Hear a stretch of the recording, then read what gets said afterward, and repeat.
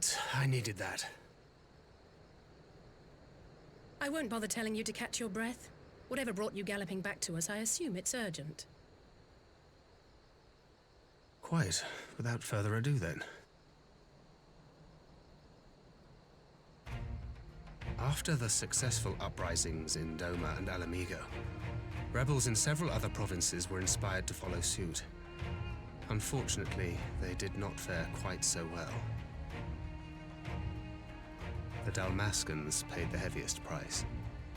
For their defiance, the Emperor made a show of razing their capital to the ground, prompting many of their neighbors to abandon thoughts of resistance.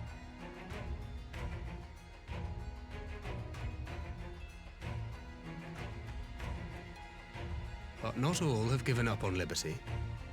Heartened by the news of Doma's prisoner exchange, some still believe that the Empire may one day be amenable to negotiation.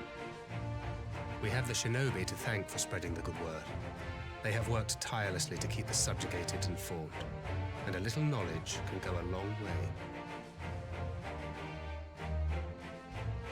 There is at least a spark of hope, then.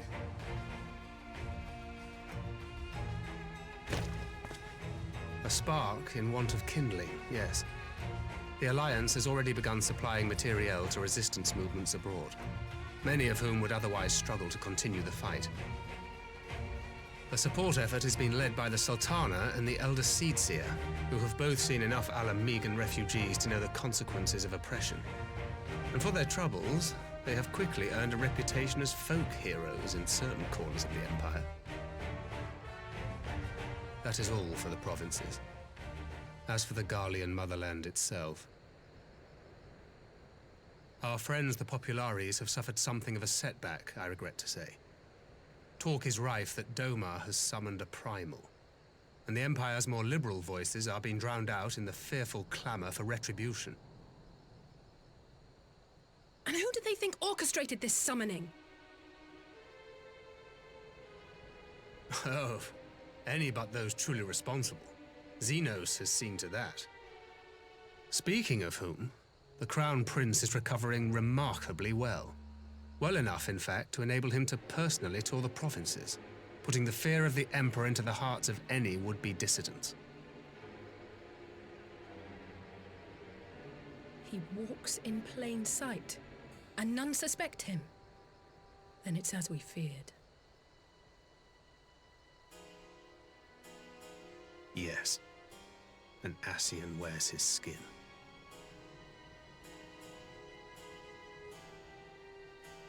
But it was not that which brought me here in such haste. During my time in the provinces, I learned many things. Yet at no point did I hear any report of a Doman emissary in the capital.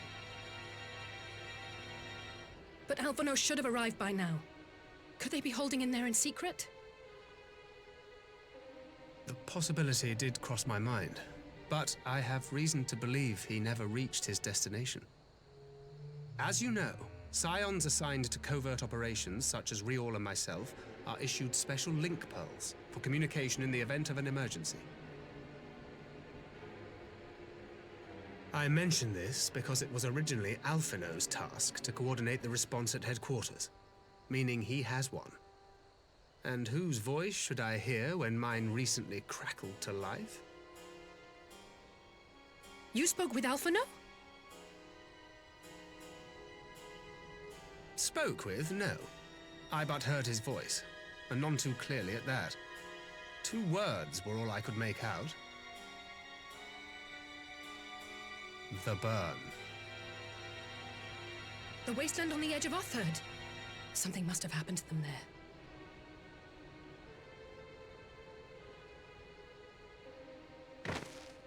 There's no time to waste. We must make for the burn at once. I had a feeling you might say that. And? I can't very well sit around here drinking tea if Alphino's in trouble.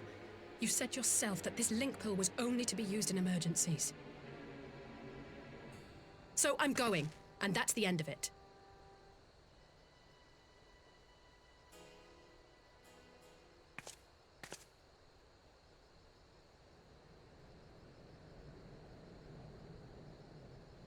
Oh, far be it from me to change your minds.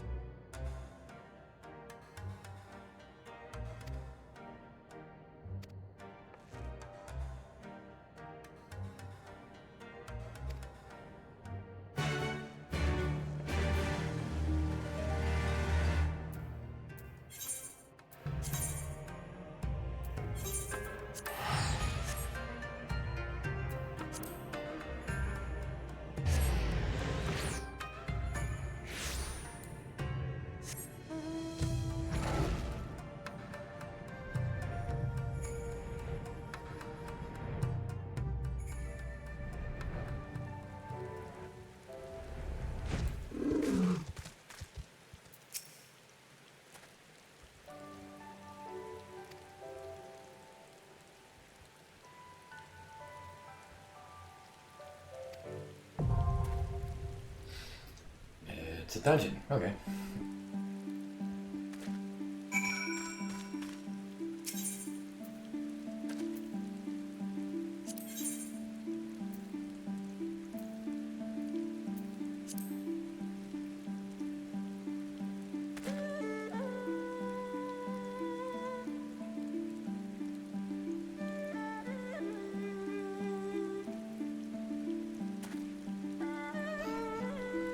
Four people, so small one. Okay.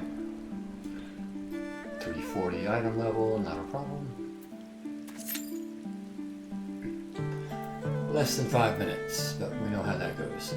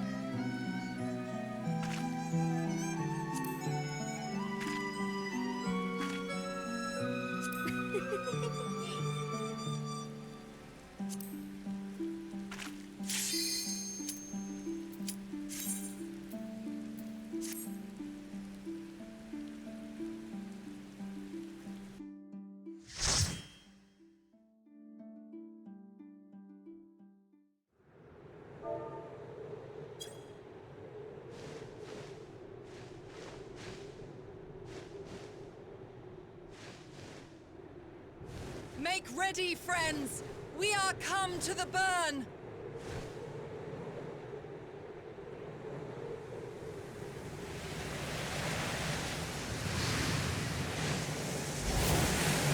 Everyone, land where you can! We must wait out the storm!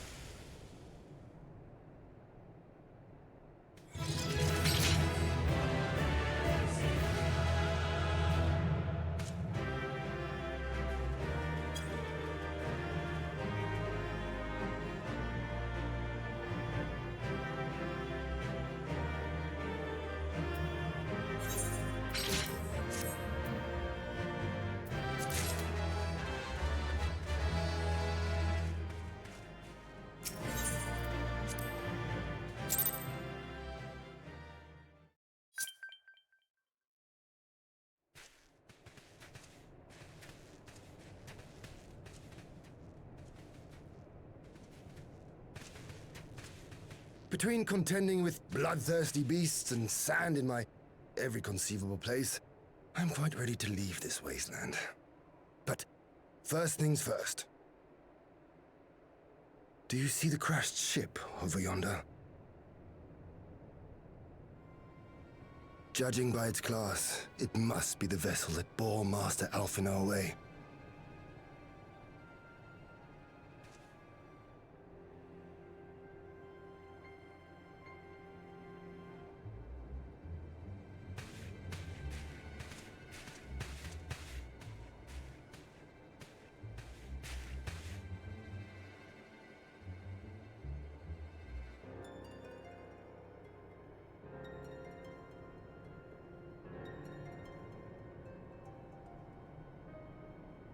War Machina. It would seem they were involved in a struggle.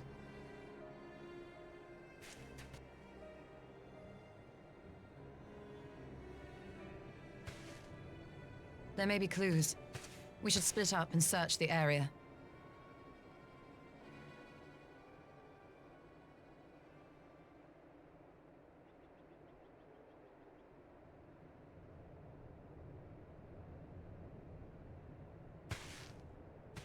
There's no sign of Alphinaud, nor of Maxima and his people.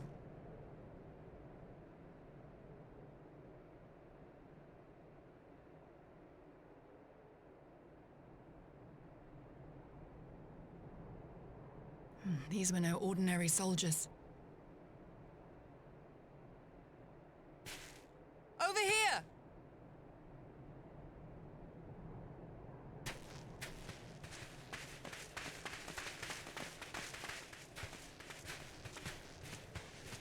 The insignia on this man's uniform identifies him as one of the Emperor's personal guard.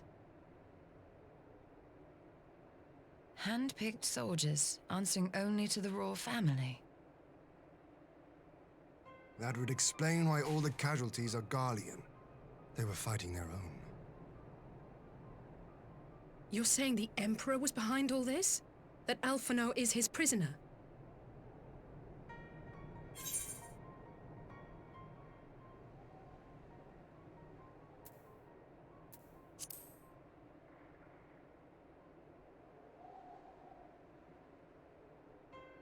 Aye, we must not jump to conclusions.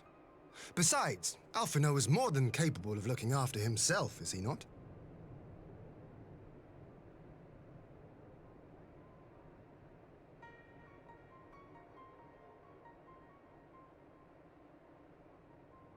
I suggest we return to Doma to consider our options. Whatever happened here, Master Alphinaud is long gone, and any subsequent search may safely be left in the hands of the shinobi.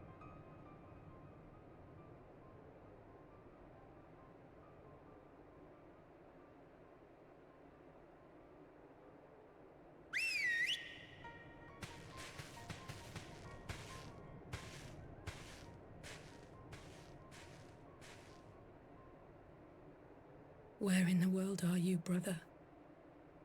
If you die on me, I will never let you hear the end of it.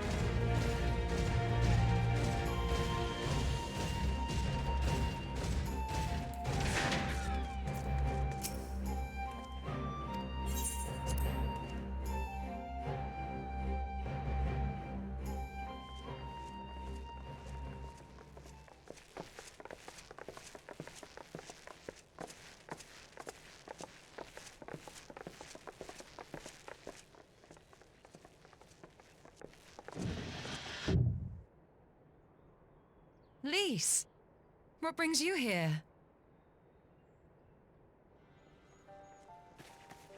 Oh, Alliance business. We have a request for Doma. Well, Hien. But that can wait. They told me you were out searching for Alphino. Did you manage to pick up his trail?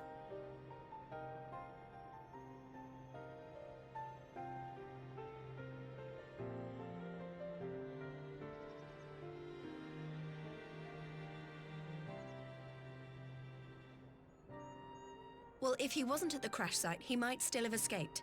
We have to keep searching. And we will. Alphino embarked on this journey as an emissary of Doma, and I hold myself responsible for his safe return. I will have our shinobi in the provinces search for him as a matter of urgency. Chin up, Alize. You'll get to admonish your brother for his recklessness yet.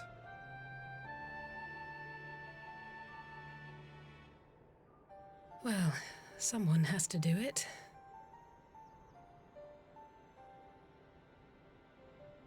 I'm sure he's going to be fine. There is one thing I'm not sure about, though.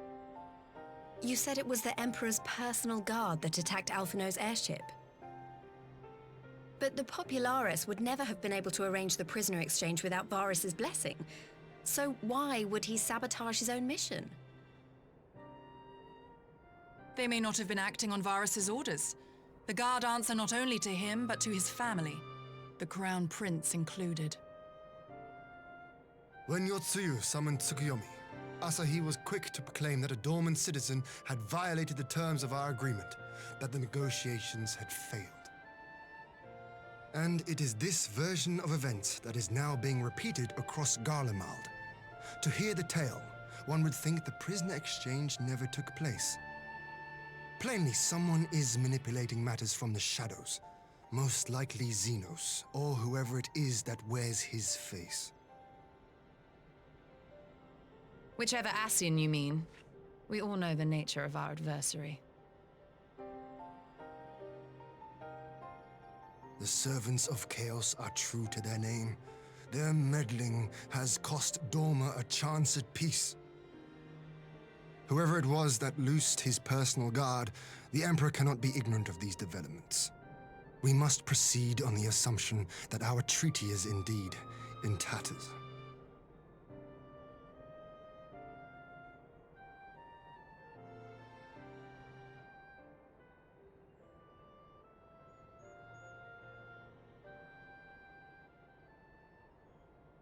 But come, Lise. You have journeyed far. Let me hear your petition. Right. So the big news is that Alamigo has agreed to join the Eorzean Alliance. To make it official and discuss where we all go from here, the leaders of the 5 nations are planning to hold a meeting, and we were hoping you might come too. We've already seen what we can achieve when we work together, and the Alliance hopes to work even more closely in future. They think it's our best hope of keeping the Garleans in check, and I agree.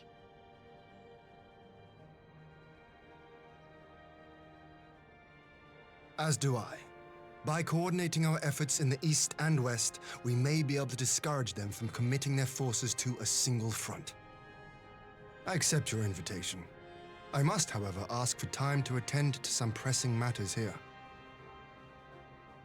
In light of recent events, the risk of Imperial reprisals is greater than ever, and I would not leave Doma unguarded.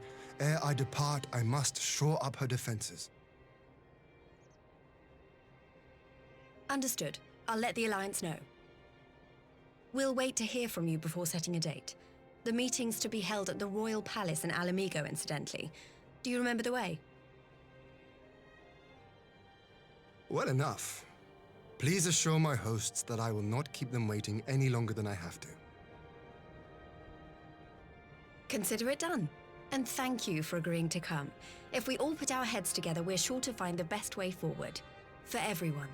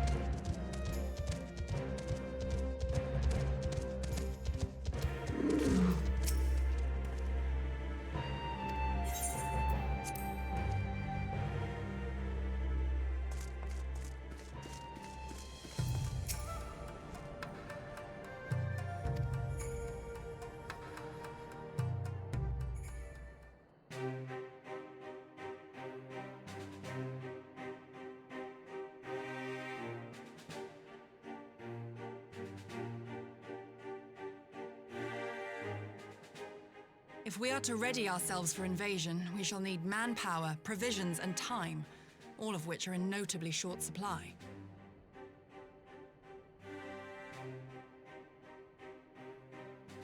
Candid as ever, Yugiri, and correct, I concede. Fortunately, I have an idea.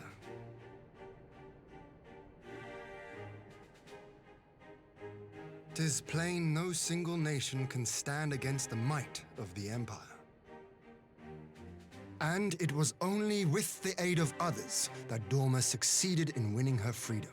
So, I mean to take a leaf out of our Eorzean friends' book and form an alliance of our own.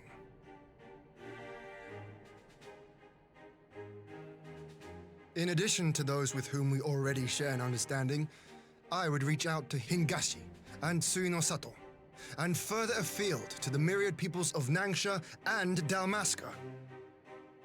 I am under no illusion. Not all will answer the call.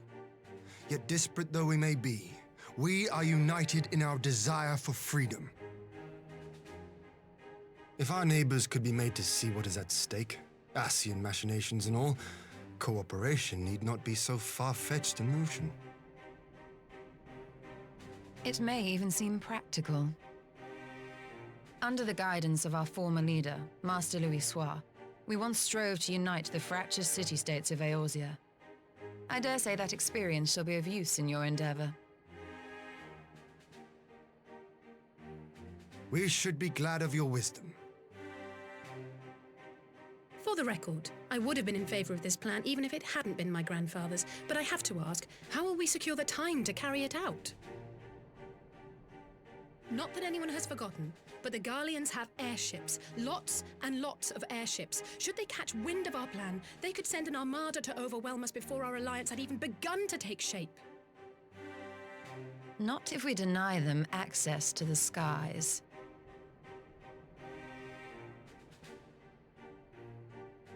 During our time in the Burn, the Warrior of Light and I chanced upon some Allagan ruins. Oh?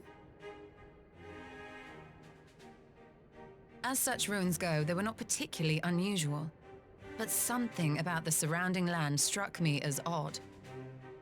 Faint though it was, its ethereal residue was uncannily similar to that of Azizlar. Identical, in fact. For locations so far removed to share a single etheric signature is all but impossible. I conclude, therefore, that the Allagans created the floating continent with land taken from the Burn. While that is a most intriguing theory, I fail to see what relevance it has to Dorma's defense. Azizlar was enclosed in a powerful energy barrier, impenetrable even to an Agrias-class battleship. It occurred to me that those ruins may have enjoyed similar protection. I have no proof, but the Warrior of Light did report seeing a structure resembling other known Allagan field generators.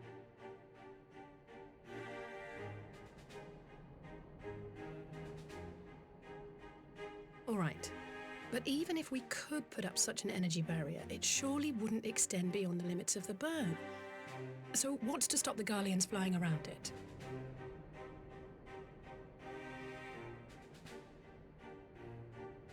Fuel. The Dalmascan capital, Rabanasta, was a key Imperial refueling point in the east. By laying waste to it as a lesson to the rest, the Empire greatly hindered its own operations in the region. If an Imperial fleet were to advance upon Dorma, it would now have little choice but to travel, as the crow flies, over the Burn. I see. A word of caution. Even assuming the generator still functions, raising a barrier of such a scale will require a prodigious amount of energy. And few places are so bereft of suitable crystals as the Burn.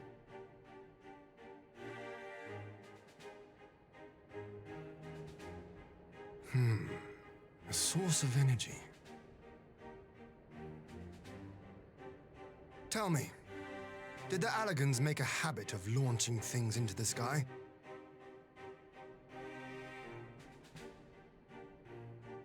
curious question. Besides Az's Law, I know of only one other notable instance. The Red Moon Dalamud, whose fall triggered the calamity. Just the 2 occasions, you say? Then I believe I may have a solution to our energy problem. You do? I may. To find out for sure, we would need to visit the Azim Steppe. Which would, I now see, present the perfect opportunity to discuss an alliance with the Zayla tribes. How very neat. What say you then?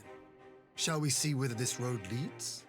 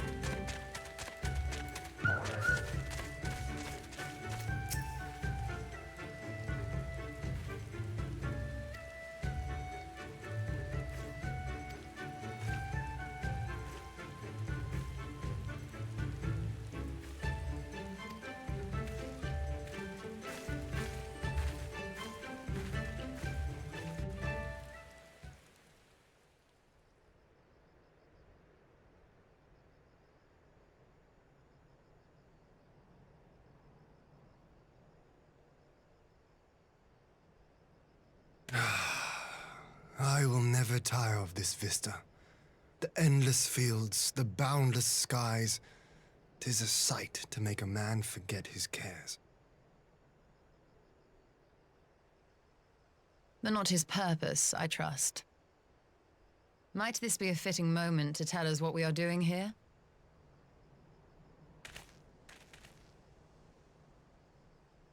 Of course.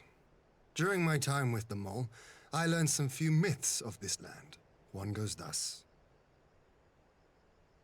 In the distant past, when all seemed doomed, a wayfaring soul came unto the steppe. Venturing into the northern crag, he received of Nama a sliver of her essence, a shard of the shining moon, and with it clove the tainted land from the earth. The end thus averted, to these fields did the wayfaring soul return, and venturing once more into the northern crag, he buried the shard, and made unto the heavens an offering of blood.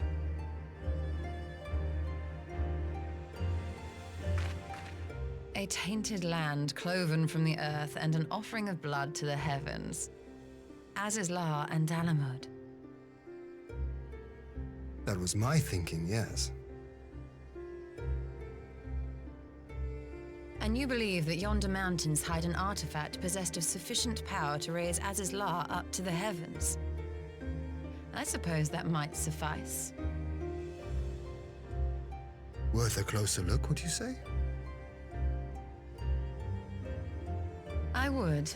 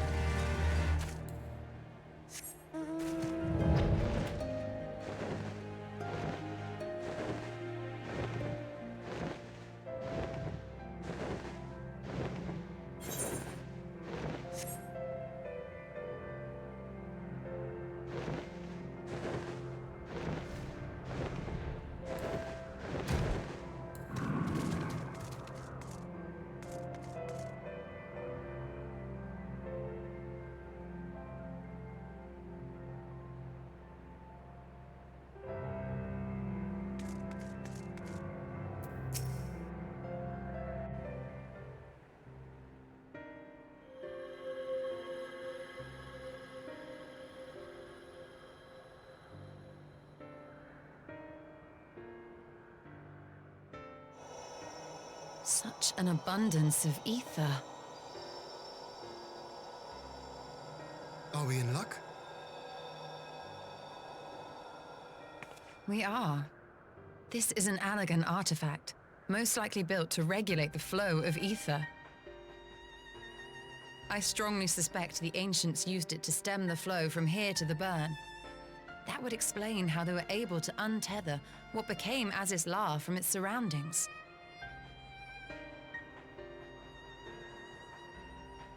But were we to throw open the floodgates, the resultant deluge would surely be sufficient to raise our wall. And in restoring the flow, we may also restore life to the wasteland.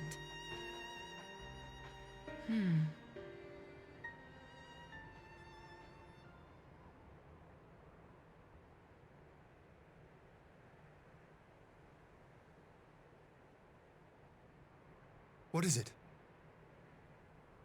While the device itself harbors a surfeit of ether, the opposite is true of the surrounding area.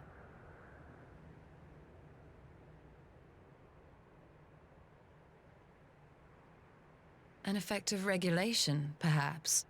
A similar phenomenon seemed to be occurring in Doma.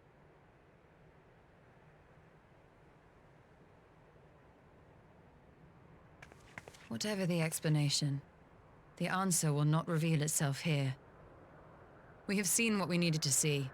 Let us return to Mol Ilo.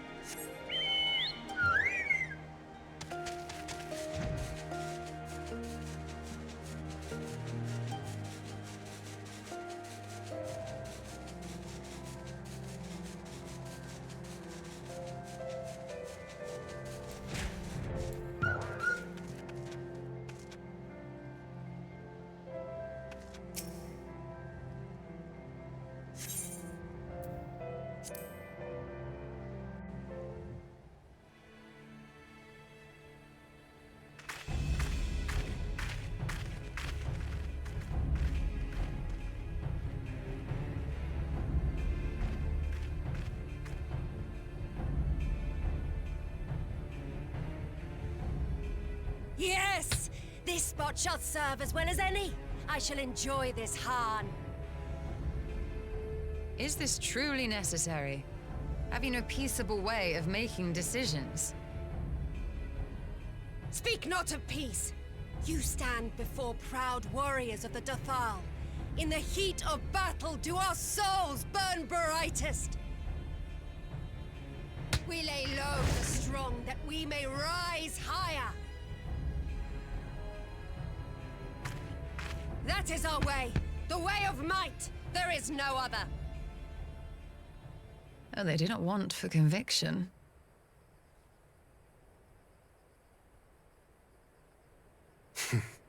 Indeed. It's what makes them such dangerous enemies, and such useful allies. Enough talk! It is time to fight!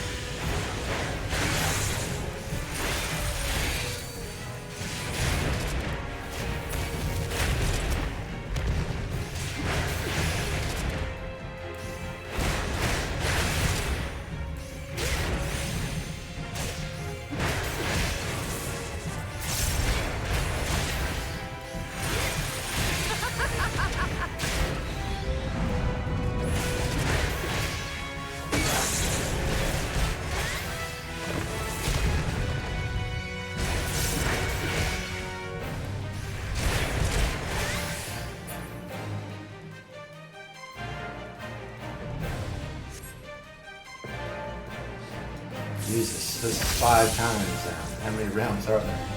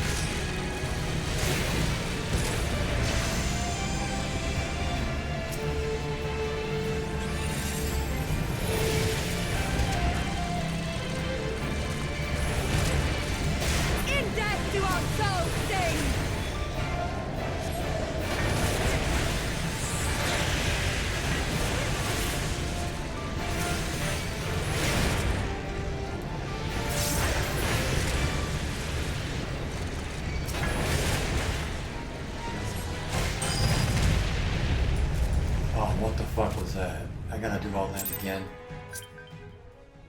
That's bullshit.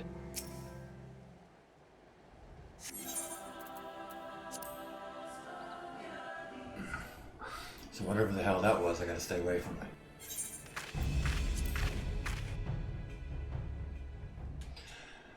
At least 5 rounds now.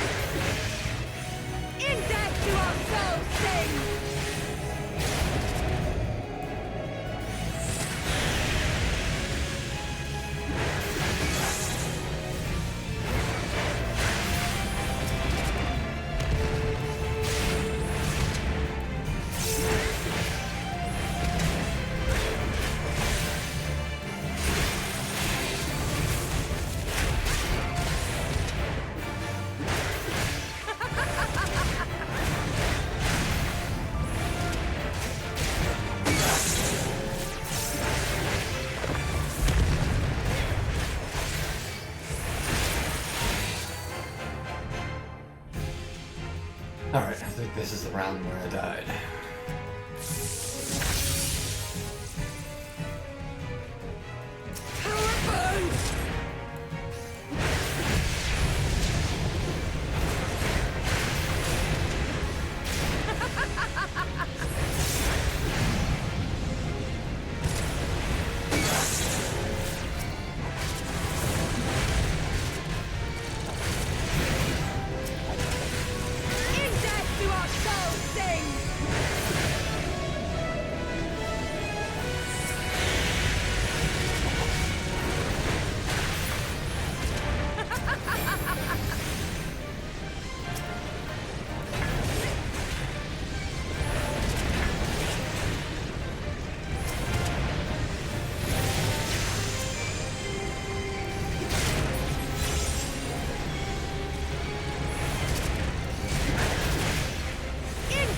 our souls sing!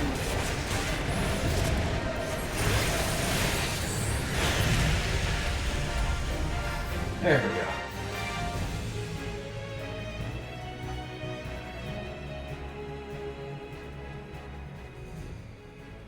Yes! Yes! Not since the Nardum has my soul burned so!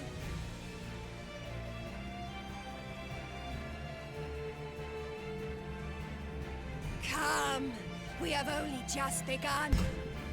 You've got to be kidding me. Enough! Okay, there we You go. were not granted leave to set the steppe ablaze. Well, well, the sun has come out to play. Be gone, Moonstruck Oranir! I am busy! Fool of a Dothal! Have you forgotten the face of your master already? The sun will never set! From his seat on high, he reigns over all, now and forever.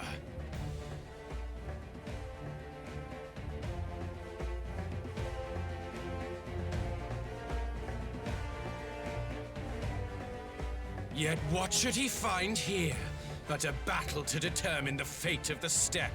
A battle waged without his blessing. This will not stand. You, Doman!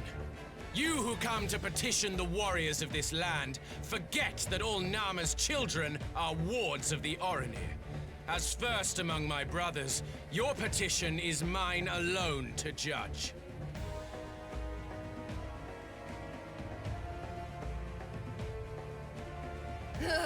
These words are as wind from a horse's backside. Plentiful, but your axe sings more sweetly. Let her speak for you.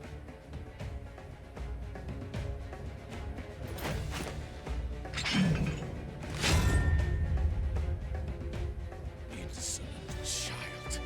You will learn your place!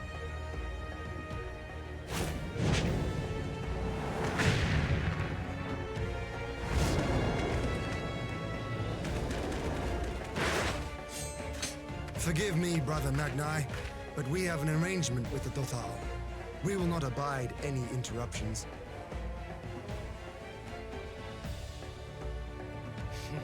So be it. The sun will pass judgment on all. Didakul, join me.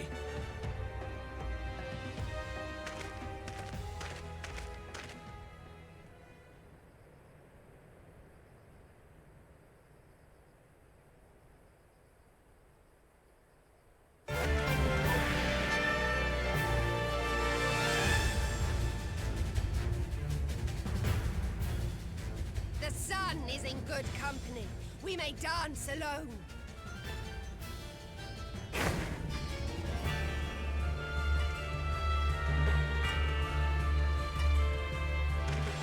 Beg not for mercy, for you will have none. Bear witness to the power and the glory of Azim!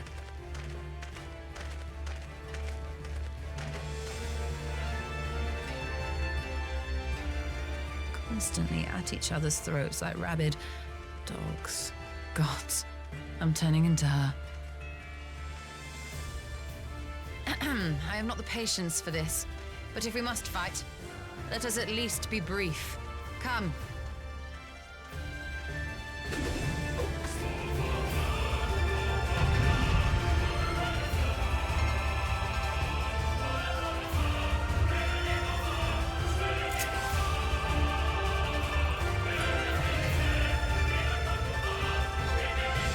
Oh shit, now I gotta learn another class.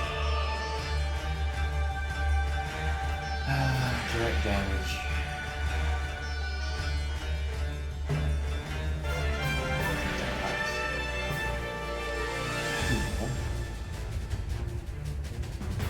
And restore magic points. Okay, what's it? Alright, let's see how this goes.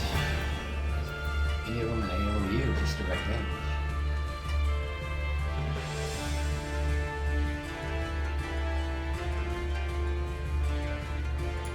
Can't switch them around.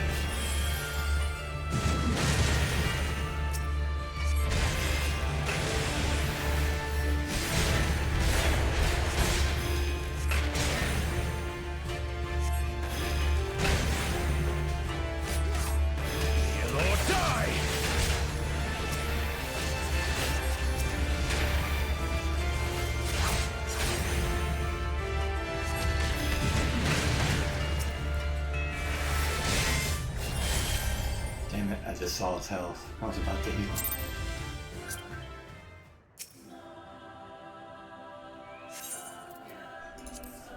Please don't tell me I have to start all the way from the beginning. Oh, god damn it.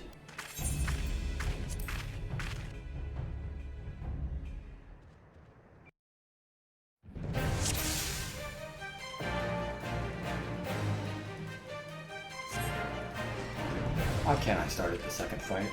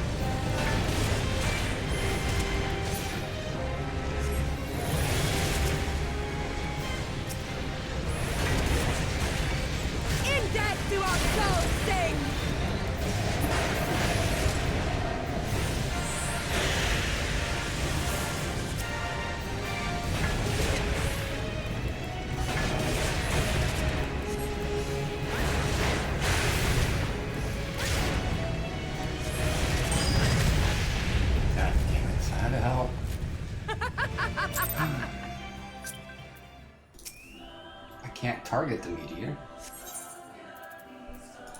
I beat it the one time, but I don't know what the hell I did.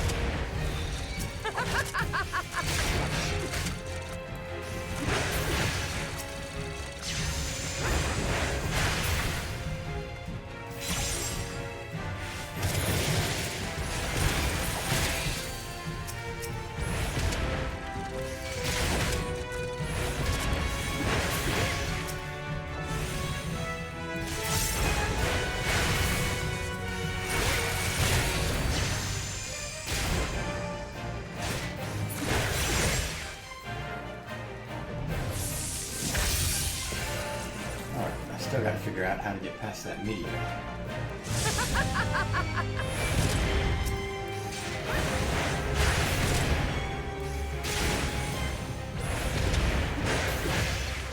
In death do our souls sing!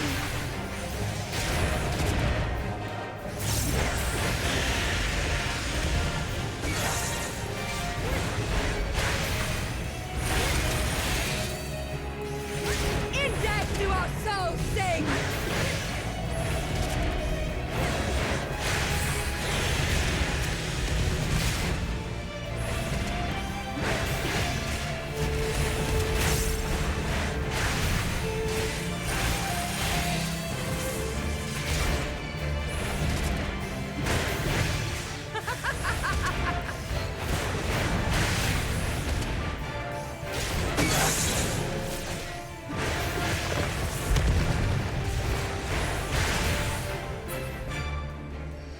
Alright. This is the part I can't figure out.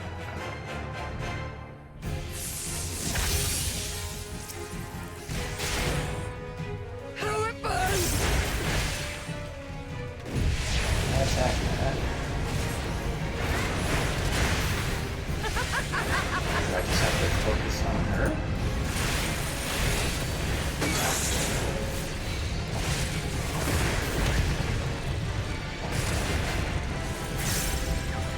In death do our souls sing!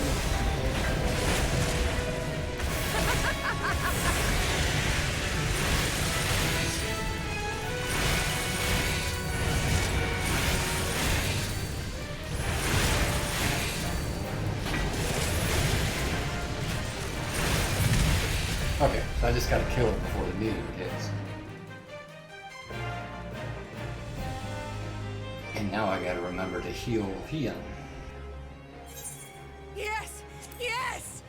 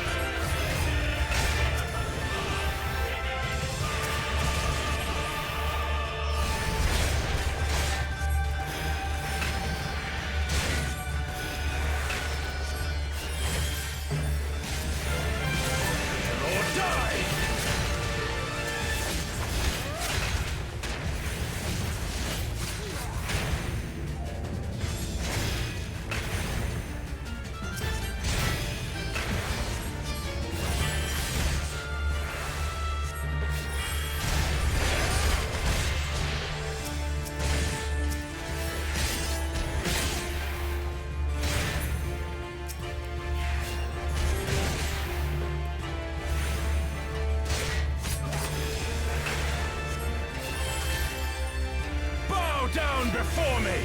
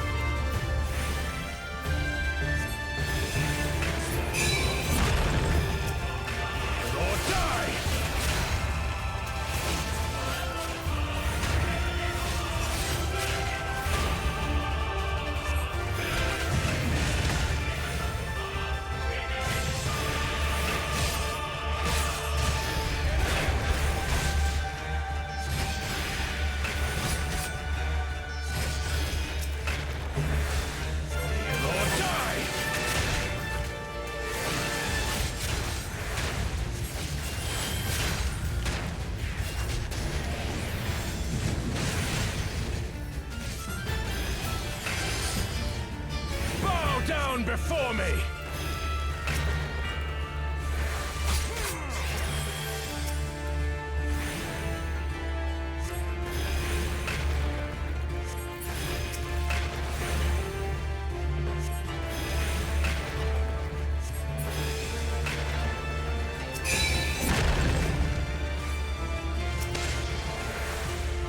Kneel or die!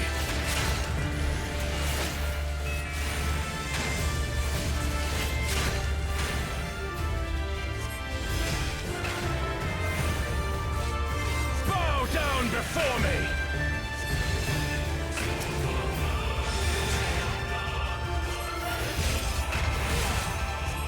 Tremble before the sun!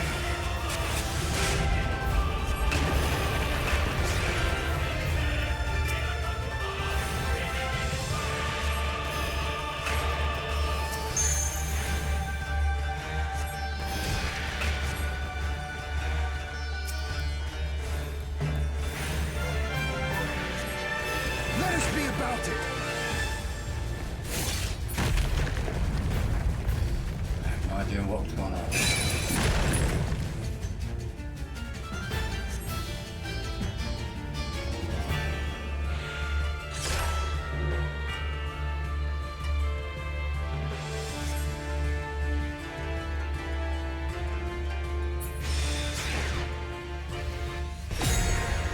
Shit, I hate these.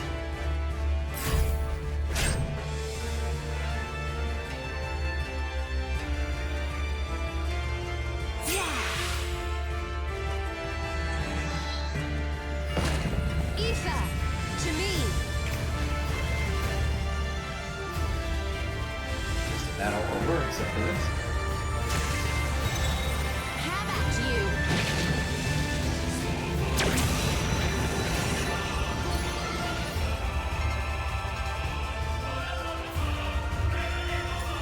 Is it?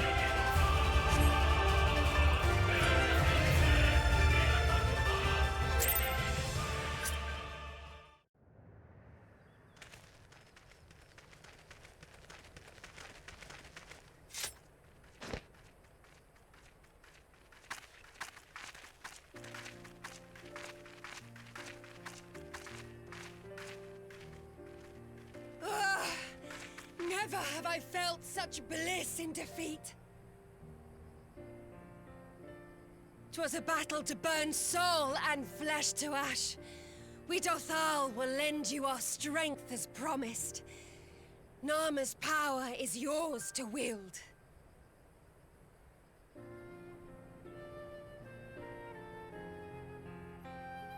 What does the sun say to that?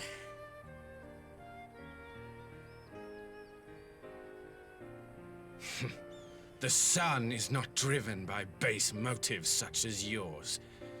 But they have been judged and found worthy.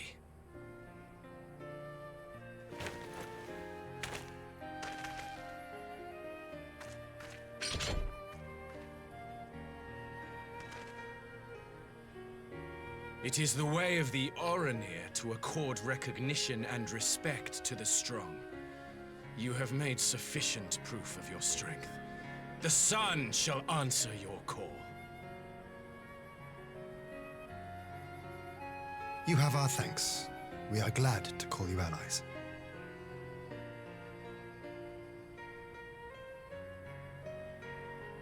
You? By what are you called?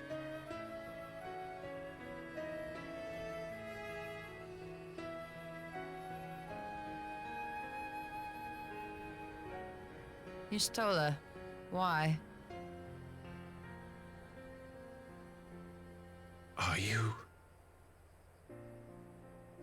Are you my Nama?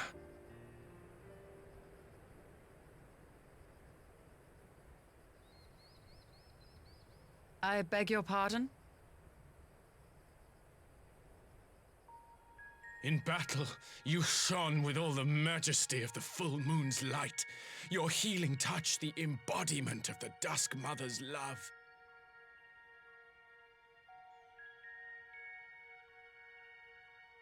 Long had I wondered if my Nama might not be a woman of the steppe.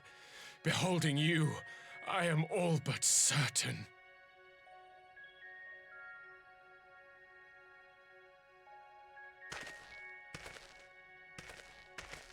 Now, look into my eyes. Could it be? Could you be?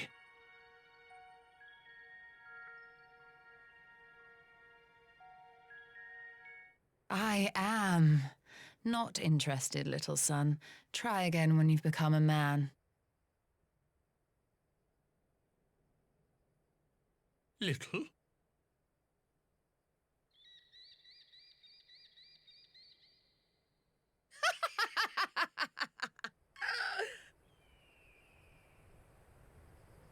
Little son! Little son!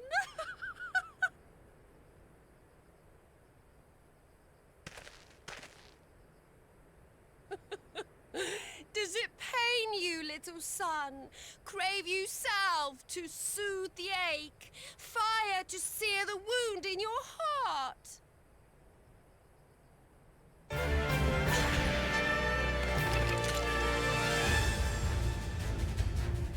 We have wasted enough time here. Siren awaits for word of our success.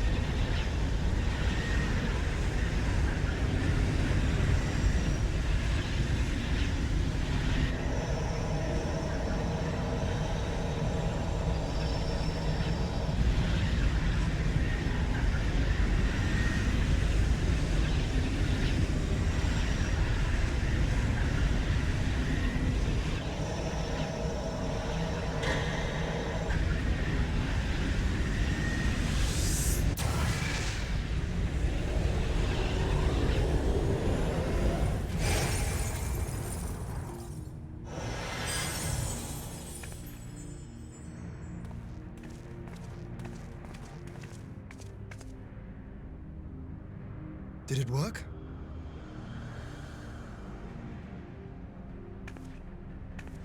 It did. Ether may flow freely to the burn once more.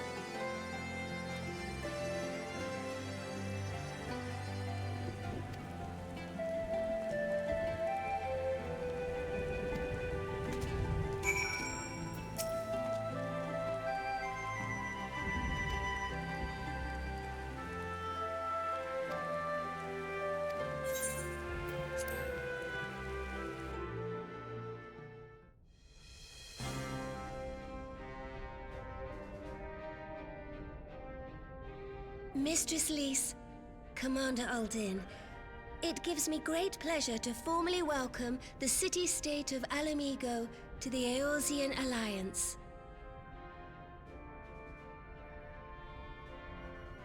The pleasure is ours, Your Grace. I know I speak for all Alamegans when I say that we are glad of this chance to stand with our comrades of the Alliance. And we for our part are glad indeed to be able to welcome friends both old and new.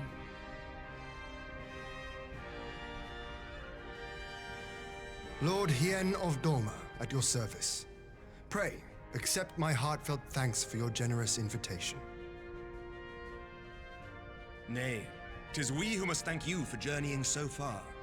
And 'twould be remiss of me not to acknowledge the part the Scions of the Seventh Dawn have played in bringing all of us together. In times of great unrest, you and yours have been our constant companions, without whom we would not be here. With apologies to Lord Hien and Mistress Alisaie, it occurs to me that we have not gathered in this way since that fateful day in Uldar. The day I lost my arm and my freedom. As I lay in my cell, never did I dream that I would one day be given the chance to represent my homeland at this council. I would not even be alive had you not plucked me from the jaws of death. You, Yugiri, and Alphino. Would that the lad could be with us.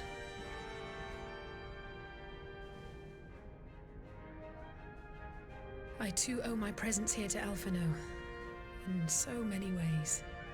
Until such time as he returns, I mean to carry on his good work as best I can.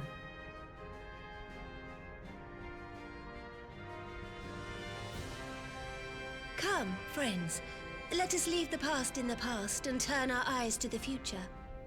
My Lord Hien, pray, tell us how things stand in the east.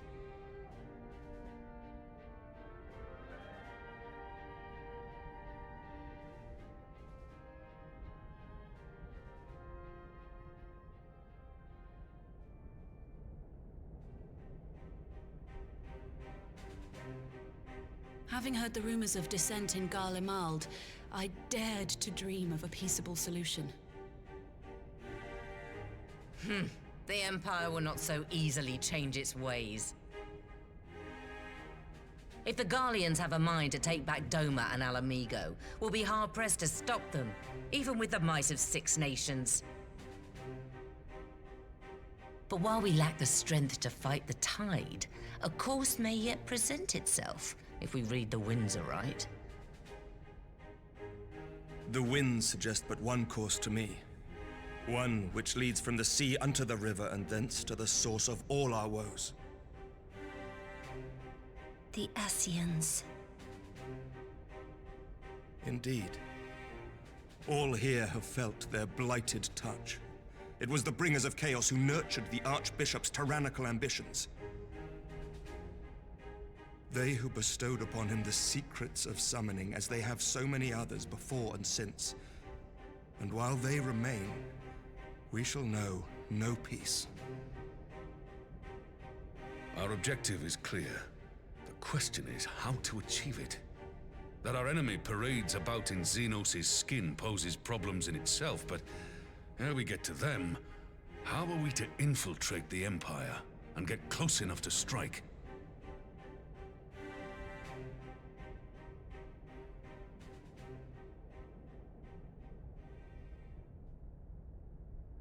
While I see the wisdom in targeting the Ascians, an assassination attempt on Garlean soil would do little to aid our cause, even were it to succeed. It's time we used our enemy's preferred tactic: subterfuge. You have an idea? Speak your mind, Master Thancred. None here know the enemy better than the Scions, and you mayhap best of all. Whatever it is you propose, we will give it fair hearing. On that you have my word. Very well, Admiral. My proposal is thus. we dispatch the shinobi to Imperial territory. There, they sow the rumor that the Crown Prince perished in the battle for Alamigo, and that the man parading around is in fact a corpse inhabited by a servant of darkness.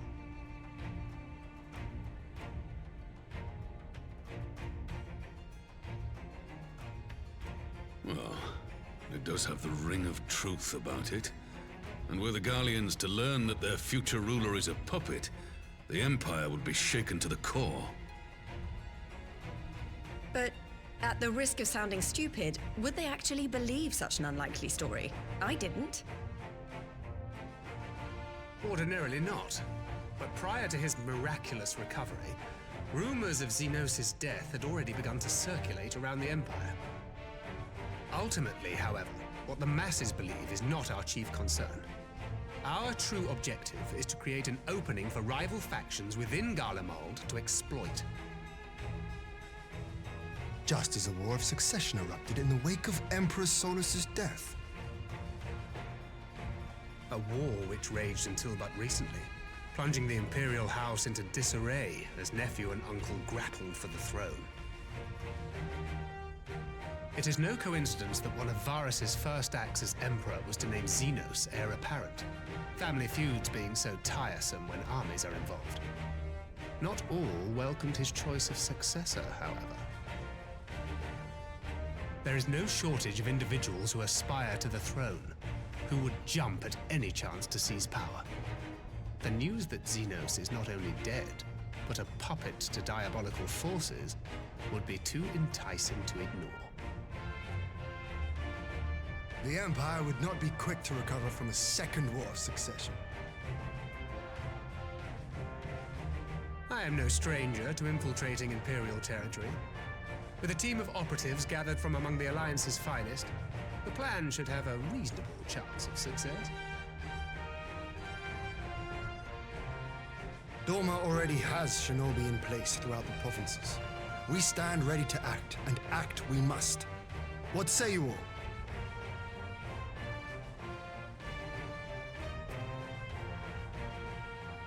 I'm for Master Thancred's proposal. We shine a light upon the Ascian and test the Empire's unity. 'Twas his plot that scuttled Doma's negotiations, was it not? Why then, if we can eliminate him, there may yet be a chance for peace. Let us wage this war of subterfuge, that we may one day lay down our arms. Gods know we never will while the Ascians remain.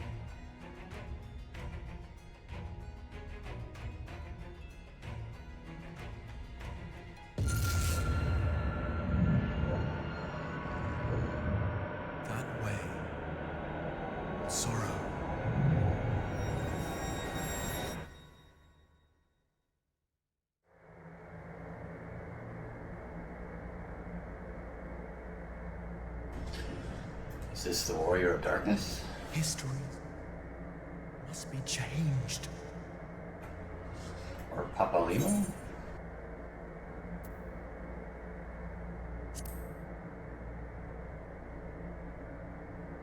Ahead looms a calamity. Ahead looms light, expunging all form and life. Twin dooms only you can forestall. Only you. What's the matter?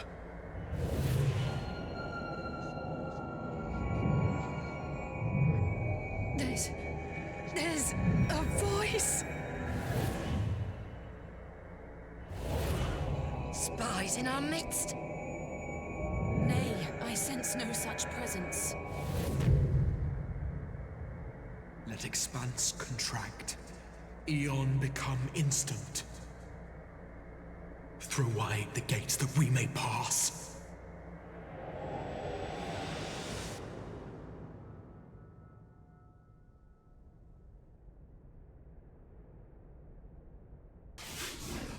That was a different echo reaction. Is it over? Master Thancred!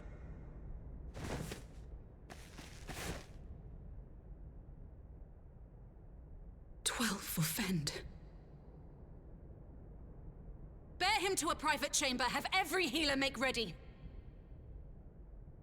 Swiftly!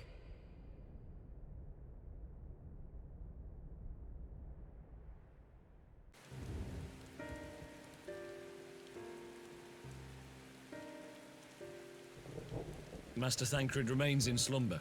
Though his vital signs appear stable, he's unresponsive. What could have done this? And why just him and not the others? I'm afraid we could not identify the cause, my lady.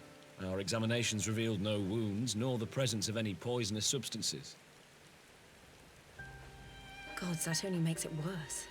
You're to let us know the moment there's any change, all right?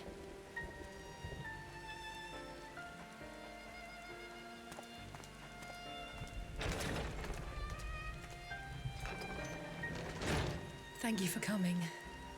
Knowing Thancred, he would apologize for being otherwise engaged at so crucial a juncture.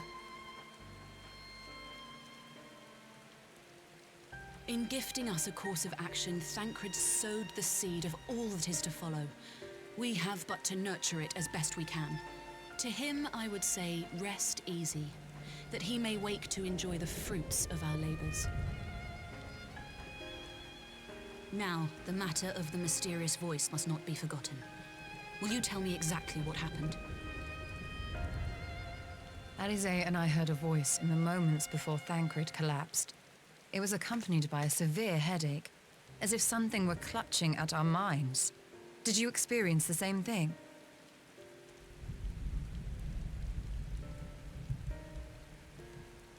So, in between the voice and the pain, you felt as if you were somewhere else entirely.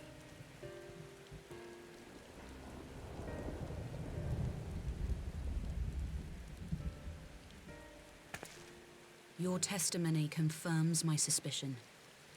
That which you experienced was, I believe, your soul being plucked from your flesh. Called. Called?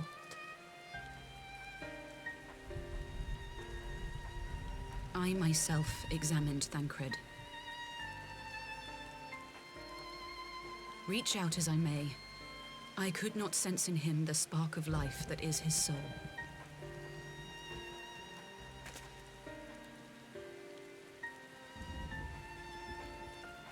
That Thancred alone was stricken so is likely due to his heightened sensitivity to the effects of ether, a consequence of his prior possession by the Ascian Lahabrea. The owner of the voice, whoever it may be, reached out to you, called your souls, and in so doing, caused you and yours such pain. But if that's true, where exactly are we being called to? I know not. Yet one thing is plain. Whoever waits for you on the other side is possessed of a power unlike any I have ever known.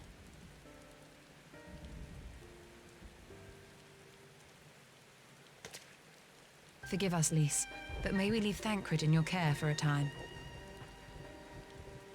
As if you had to ask. I may not be a scion anymore, but I'm no less a friend. Don't worry. I'll see to it that Thancred's well looked after.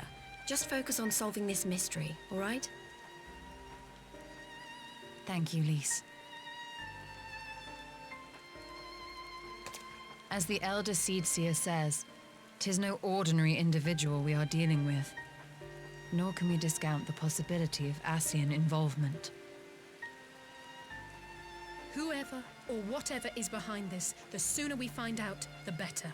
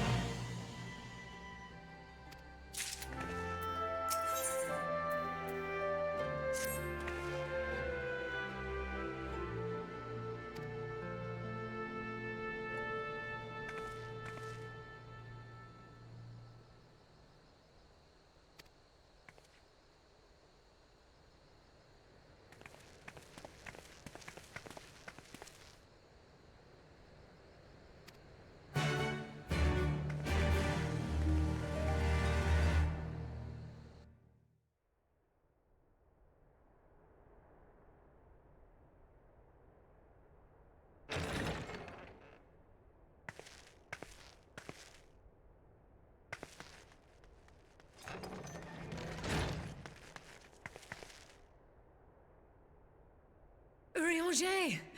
Gods, it's good to see you. Would that our meeting were under happier circumstances. I judged the voice sufficient cause for concern even before you sent word of its effect on our comrade.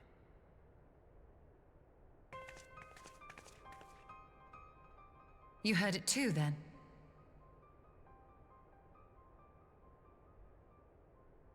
Aye. And all but certainly at the selfsame instant.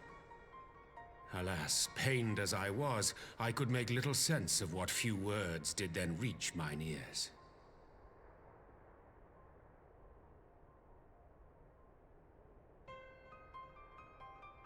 Who do you think is responsible? Could this be the Ascians doing? That I cannot say. Not when so little is known. Ere I indulge in speculation, I would examine Thancred with mine own eyes.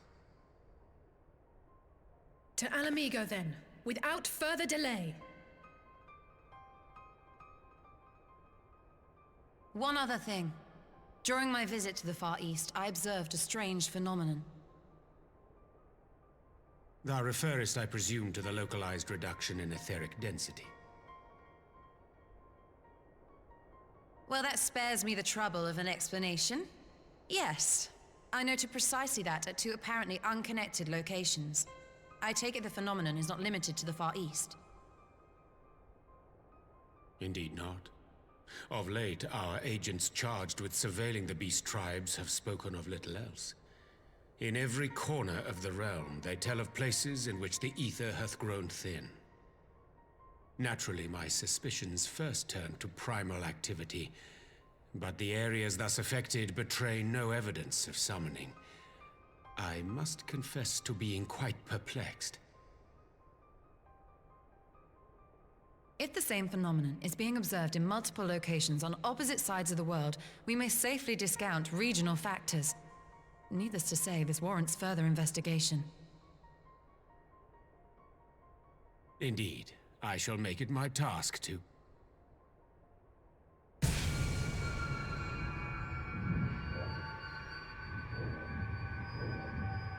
The voice.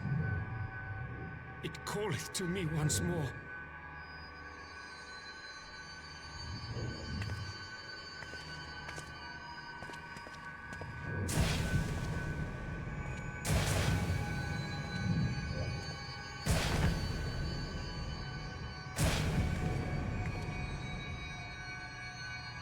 I hear it too.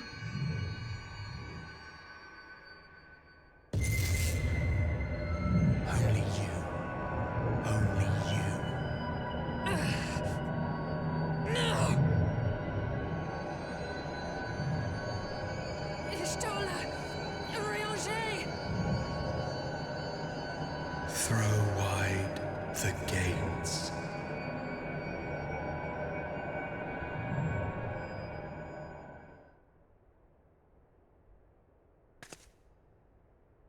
No! No, this can't be happening!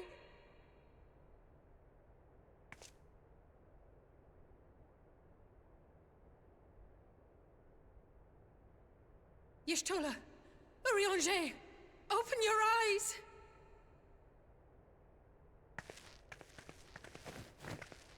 Open your eyes, I beg you! Say something! Anything! Not again. Please, not again.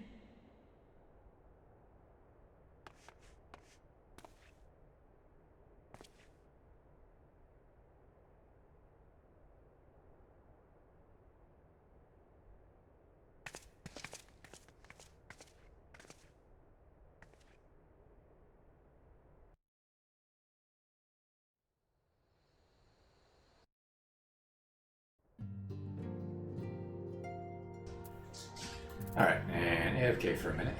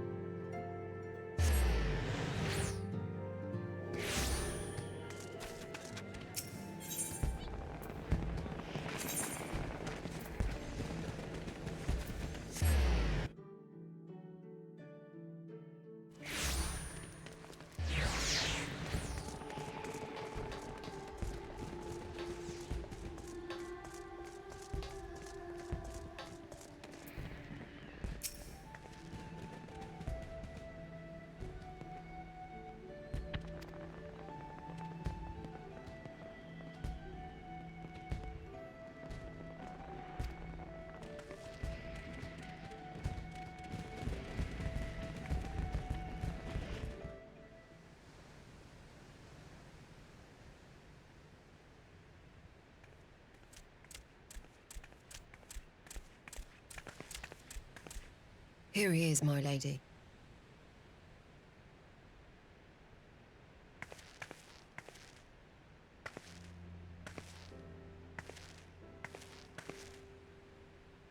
Gabu, it's been too long.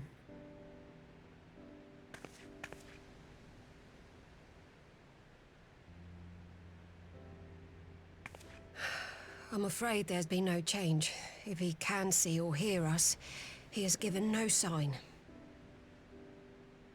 I see. You're still fighting. I'm proud of you.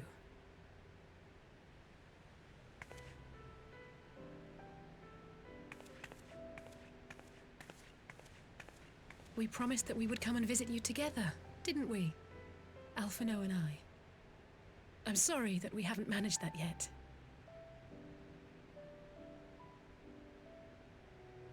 You know, with the three of us like this, does it not remind you of that night? Of the stars beyond count twinkling in the heavens? I was feeling pretty low back then. Powerless.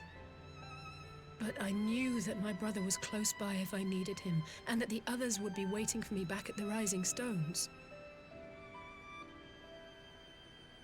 Not like now.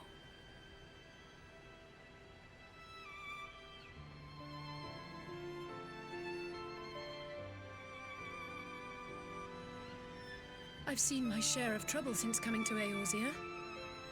Been reminded again and again of my limitations, of how little I can change about this world. And I've come to know the sorrow of parting all too well.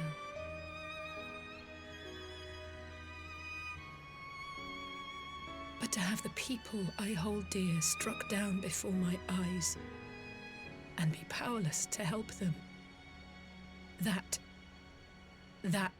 I cannot bear.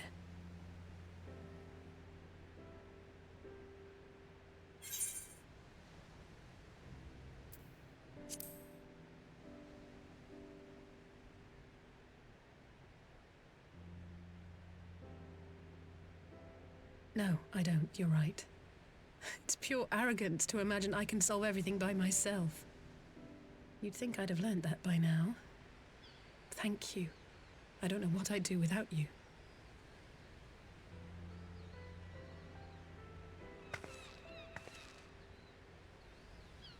Well, that's more than enough brooding for one day. Come on. We have friends to save.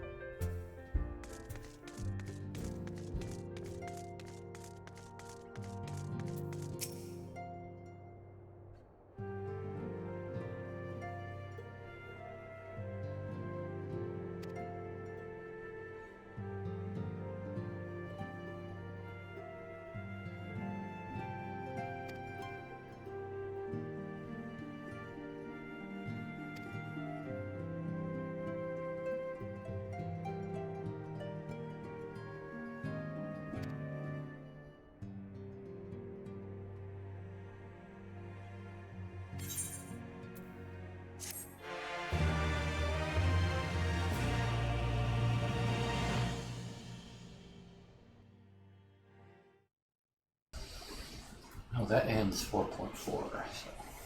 We should have time to continue 4.5.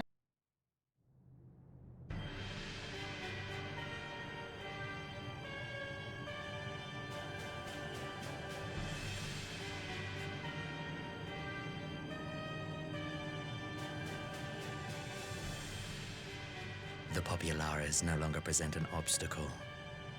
Now is the time to bring the Empire's might to bear. A word from your Radiance is all it takes. But one word, and the Imperial army will fall upon Alamigo as a pack of bloodthirsty wolves and tear that feeble nation apart.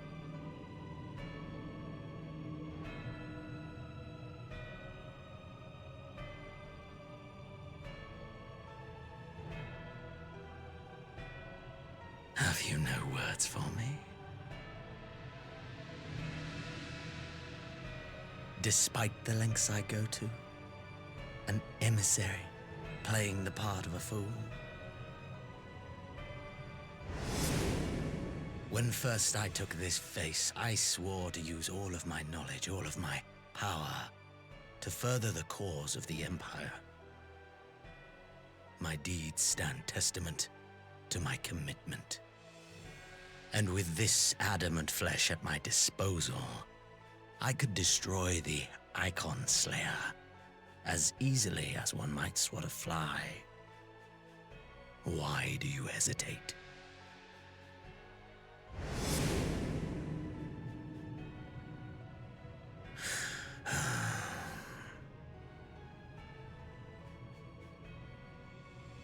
Our enemy is resourceful. Though victory is certain now, it will not remain so indefinitely. Deliberate if you must, but be quick about it. We'll speak again when you have unburdened yourself of doubt. Until then, I take my leave, Father.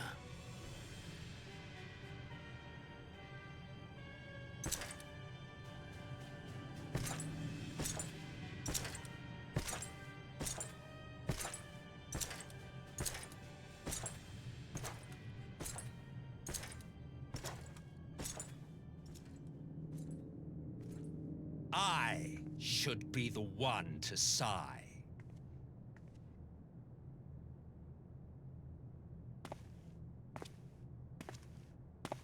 I played my part to perfection. I had earned my rest, and then, thanks to La Habrea's crowning act of idiocy, our favorite emissary sees fit to summon me back. Elidibus was ever a warrior. A most tiresome trait, would you not agree?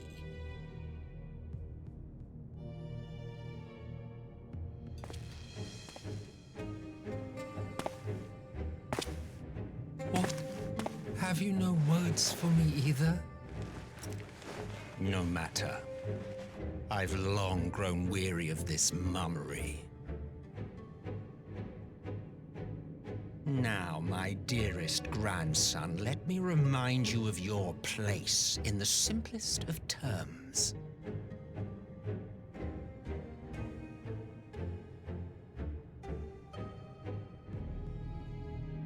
You do not make judgments, you administer them. Swiftly and to the letter. Naught else is your concern.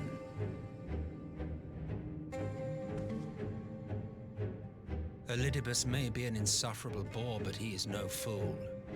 His choices as emissary seldom err.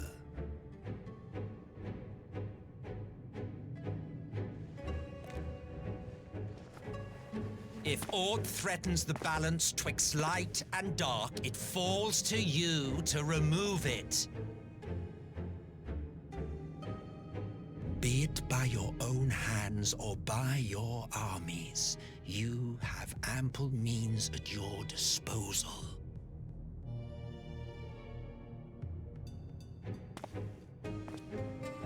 That is why this empire exists, why I built it. Oh dear, have I touched a nerve? You always were an easy one to read. I pity you, I do. As they say, ignorance is bliss. And I know how much happier you would be not knowing the things you know. The Founding Father was an Ascian, and he created the Empire solely for the purpose of sowing the seeds of chaos.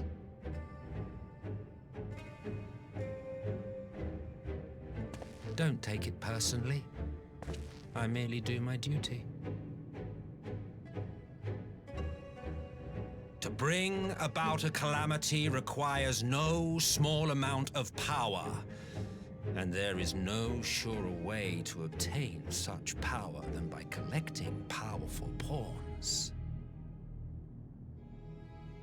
To that end, I have labored long and hard, and I must say I am quite pleased with my handiwork, paltry though it seems in comparison to Alag.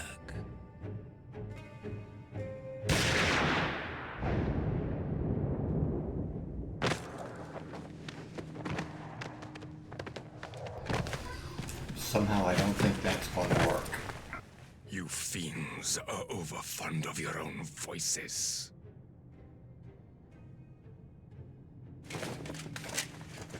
Mark me, Ascian. Man is the master of his own destiny.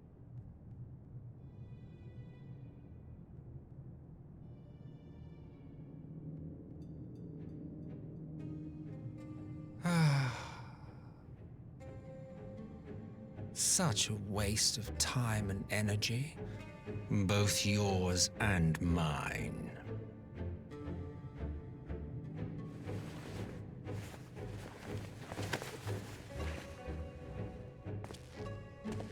Lest you forget you are Emperor now. If you wish to spout drivel about man's destiny, save it for the masses. It will serve to give them a sense of purpose, and you pliant pieces for the game.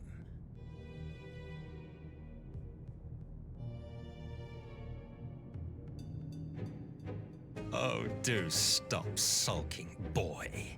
You, of all people, should understand. Ours is a struggle to restore both mankind and the world to their rightful state.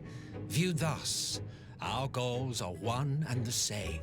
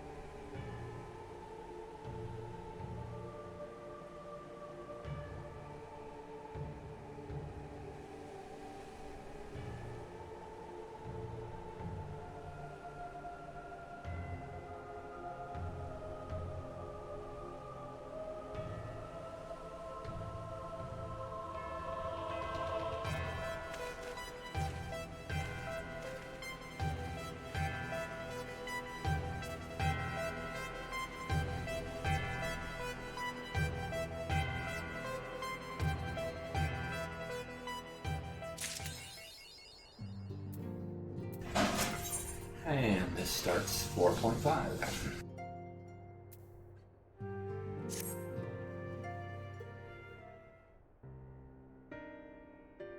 I'm glad you've come, though I'm afraid there's little in the way of good news.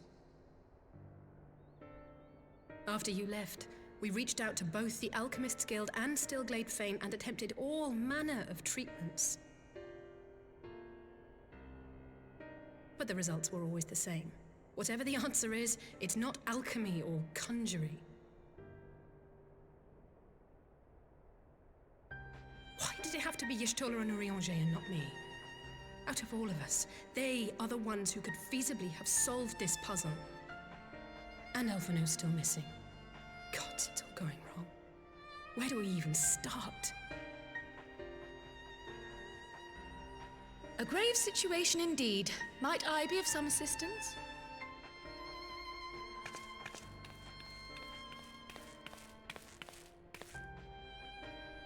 Kryle, I did not think you well enough to travel. When word reached me of the plight of our friends, I could not well stay away. As a fellow scion, not to mention your erstwhile mentor, this is one of those times you should feel free to call on me, regardless of my personal circumstances. Yes, I should have thought of that. Thank you for coming, Kryle. We would welcome your insight. And I should be happy to provide it. Now, what's this I hear about Alphino heading into Imperial territory? That boy always did have some funny ideas. Do you remember the speech he gave when he was accepted to the Studium?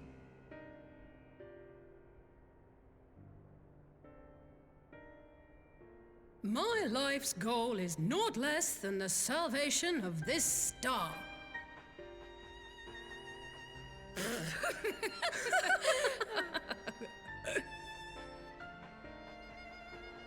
That particular grand pronouncement has been a source of great embarrassment to him, as you know. But the fact of the matter is, he meant every word and has lived his life accordingly. Yes, he remains altruistic to a fault, but I'm worried he was too fixated on his goals to see the dangers, as has happened before. You needn't be so concerned. Though his values remain the same, Alphino is not the blinkered boy he once was. Slowly but surely his eyes have been opened, thanks to a certain someone. A certain someone whom he'd be mortified to learn had heard about his little speech. Mum's the word, eh?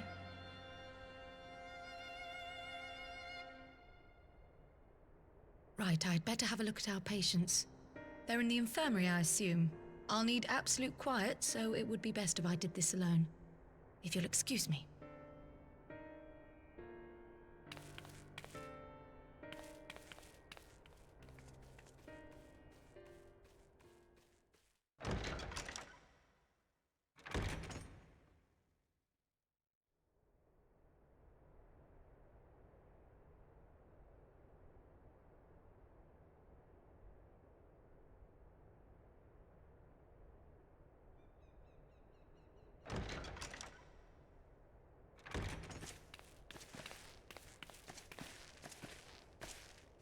All three are in fine physical health.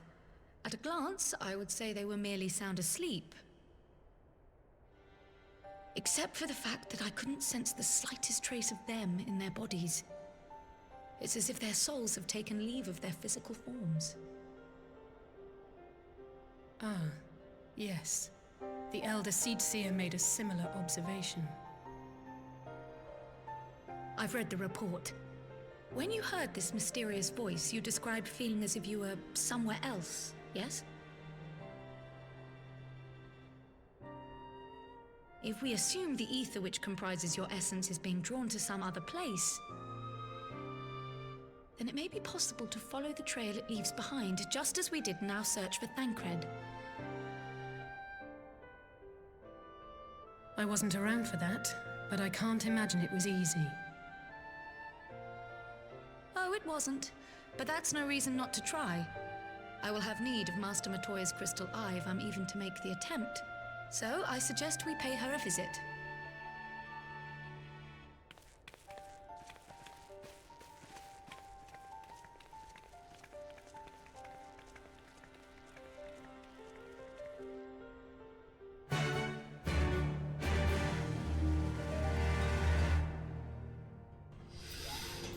quick AFK.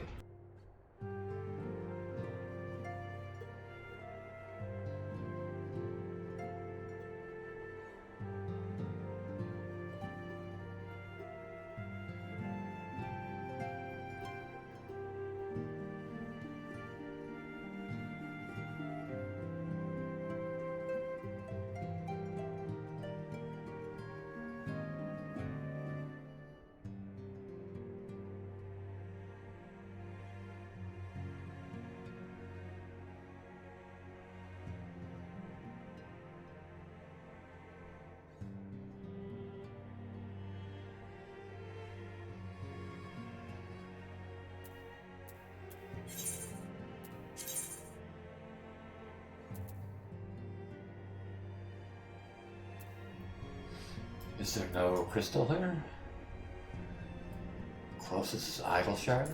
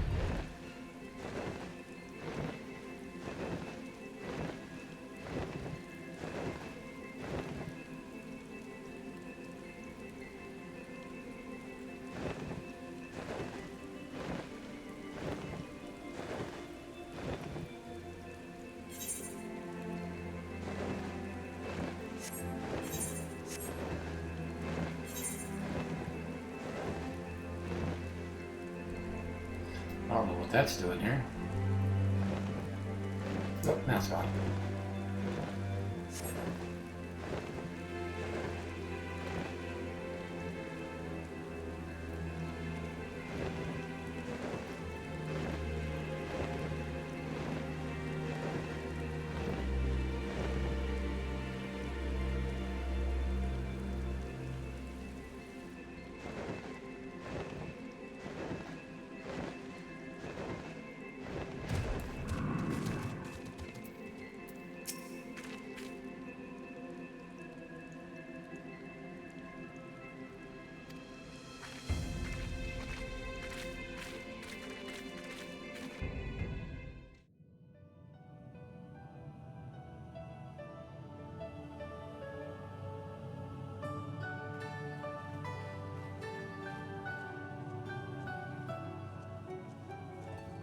Come to disturb my peace again, have you?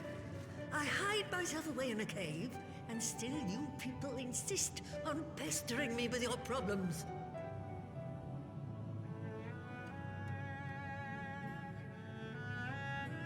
Oh, I mistook you for young what's-his-name, but I see now you're the sister.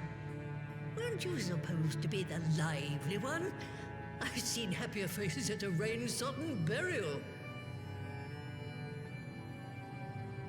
Well, I'm sorry to dash your expectations, but the situation isn't exactly conducive to gaiety. Ha! That's more like it. Stoller used to spit and hiss like a wildcat too. Better for a young thing like you to be filled with fire and leave the doom and gloom to your elders.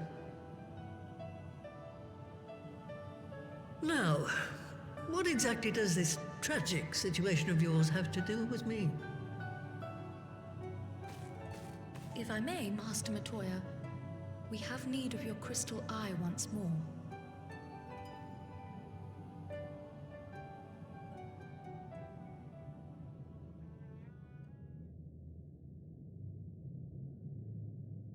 And Stoller is one of the afflicted, is she? Very well. She may be an ungrateful stray, but she's my ungrateful stray, and I'll not see her buried before I am.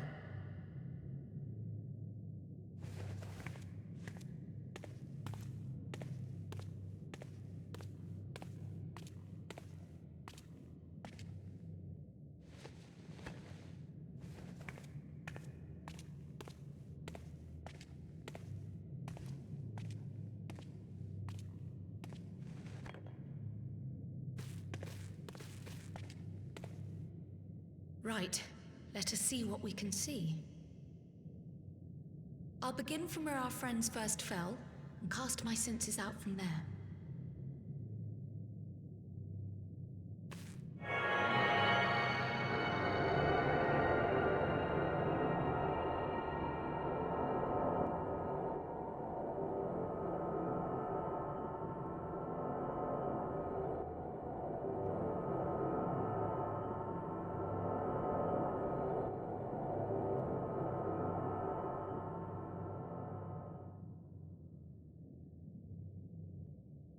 What is it? Did you find them?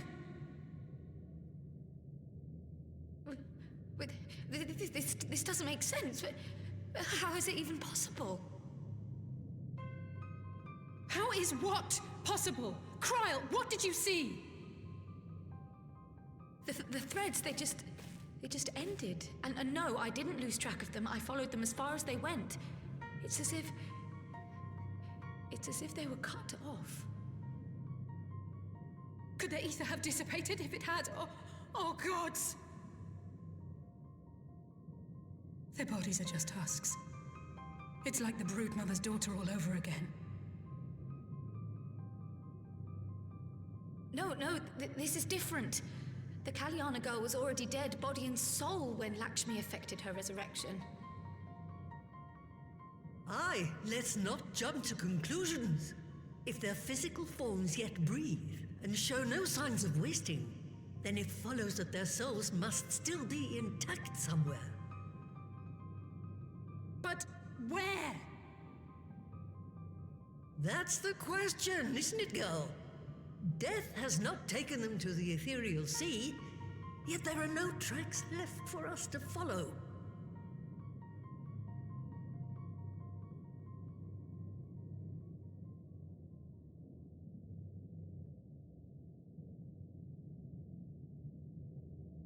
We're no closer to an answer than when we started.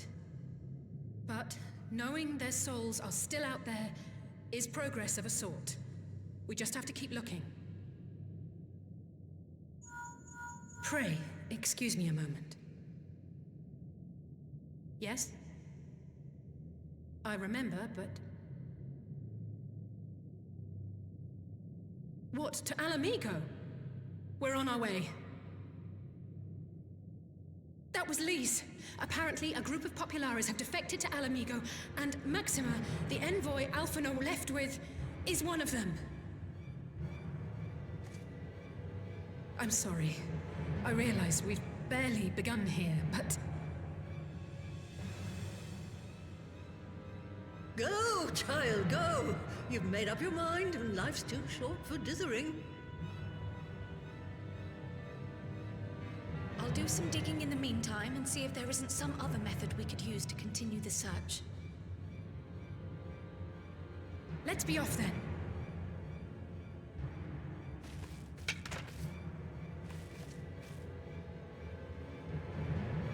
Oh, not again. The enchantment barely seems to take these days. I chalk it up to old age, but I rather doubt it's that simple.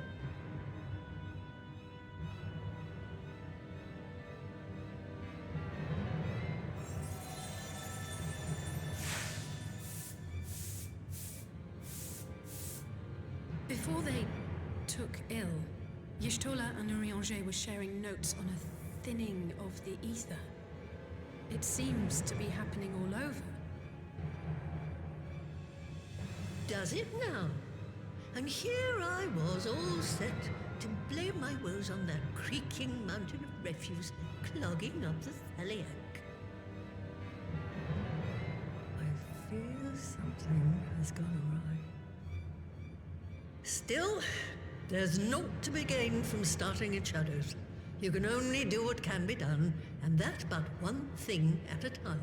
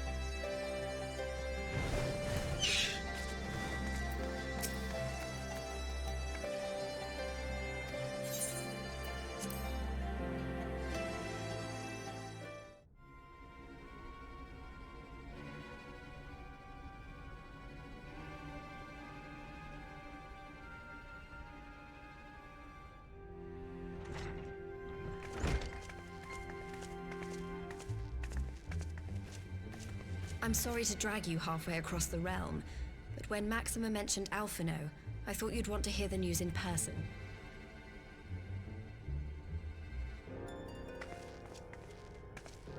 Ah, we meet again. Though I was hoping our reunion would be under more auspicious circumstances. What happened to my brother? Where is Alphino? Never fear, my lady. Your brother was in fine health when I took my leave of him, and I have no reason to assume that has changed.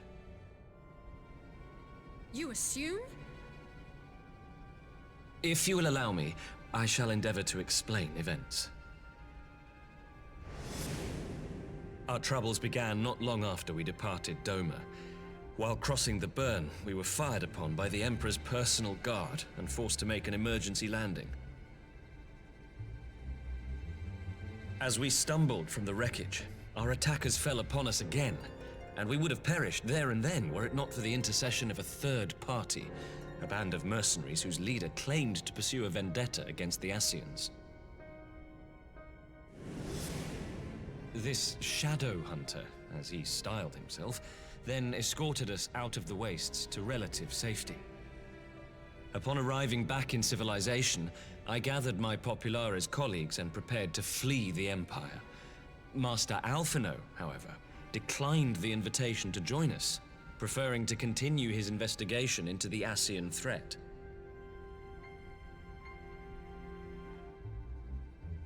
Well, at least he's not lying in a heap in the burn. Tell us more about these Ascian hunters. Who are they? And is Alphino still with them? He is. As to who they are, I'm afraid I have nothing to tell you.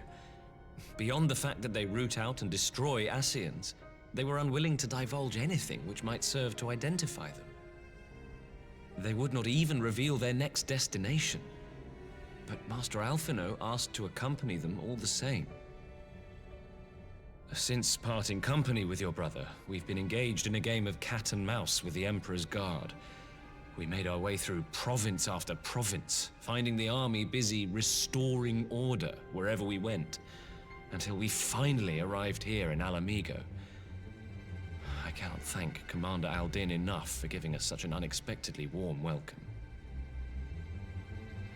I'm not inclined to turn away refugees, no matter which land they call home. And if they can tell me how things lie in Garlemald, all the better. On that subject, there is much I would tell you. During the course of our journey, we heard tales that an entire rebel army had been slaughtered in the space of a single night. It would seem my former comrades grew tired of putting down uprisings in the conventional manner, and chose instead to bring a formidable new weapon to bear. Details were sparse, but the rumor alone was enough to dampen the flames of rebellion. I have also heard reports that several companies have withdrawn from their designated provinces and begun marching westward. It is my assessment that the Empire's forces are mobilizing for a large-scale military engagement. Westward? You mean they're getting ready to invade Alamigo? We knew this was coming, but not that it would be so soon.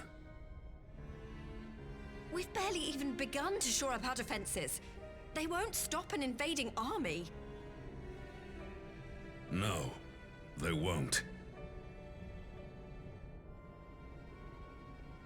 Dispatch messengers to the Alliance leadership requesting reinforcements, and send word to our officers in the field to hasten completion of those border fortifications. Prepare to meet the Imperials head on!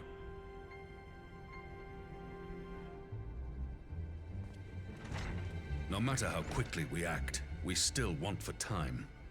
When the enemy comes into view, our best recourse will be to open negotiations with their commander, and see that the ensuing proceedings take as long as possible. Would you and Alize head to Doma and let Lord Hien know about this? I'm sure he'll want to hear about Alphino too. Consider it done. We'll send word when...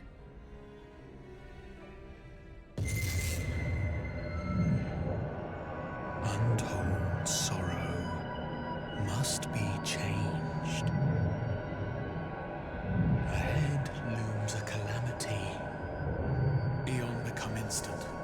throw wide the gates.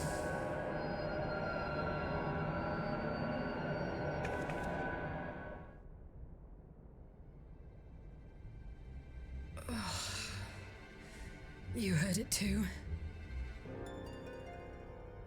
Well, at least we're both still standing.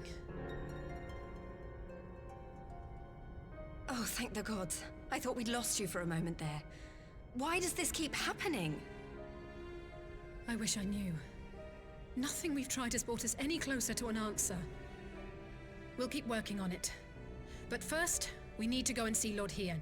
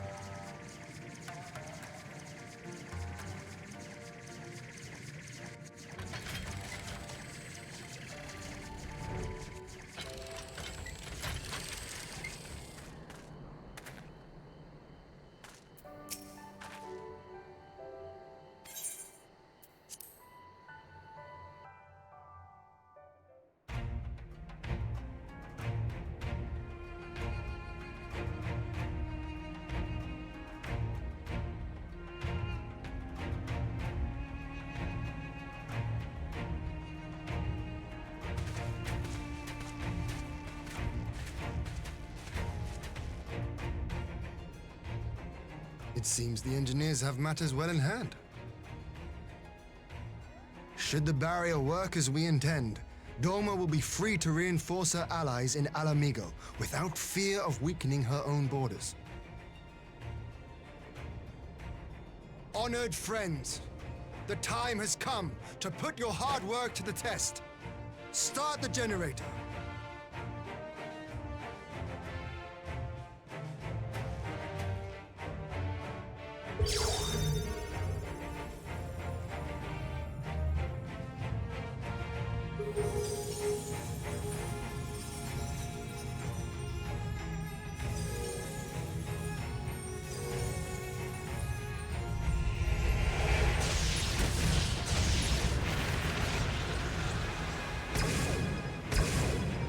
Node 1 is operational. Nodes 2 to 8 are reporting similar energy levels. The barrier is forming.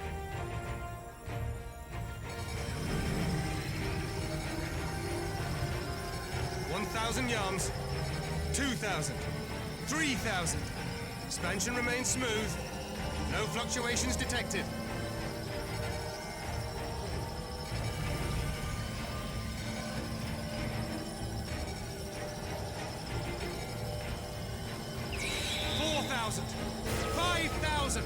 Target altitude reached.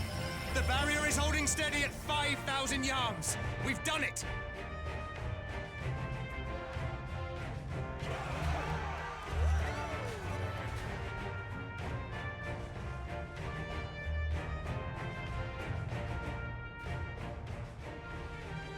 Is that an Imperial airship? Of all the rotten timing. But this is a gift, Mistress Alize. They can test our new wall for us.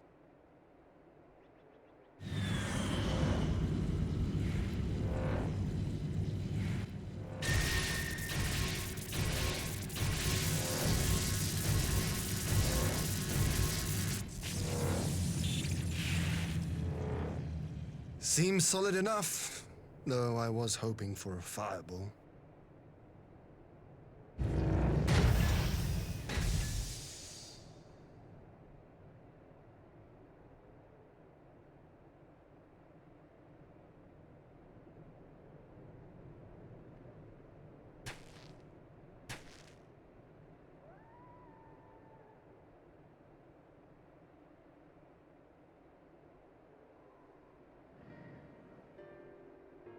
By the gods, it's Alphino.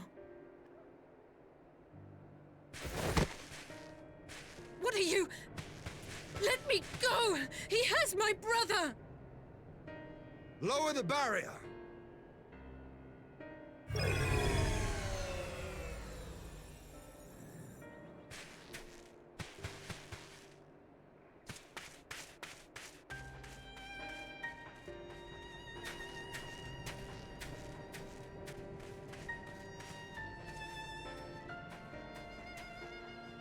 Be at ease, girl.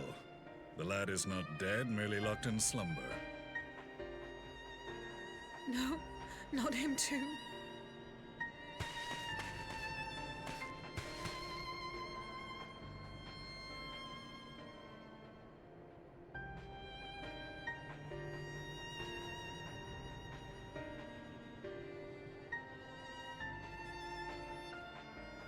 We could identify no cause and found no remedy. Thus I sought to return him to Doma, and into the arms of Lord Hien himself, it would seem. It is a day for fated reunions. Would you not agree, adventurer? Or should I address you as the Warrior of Light?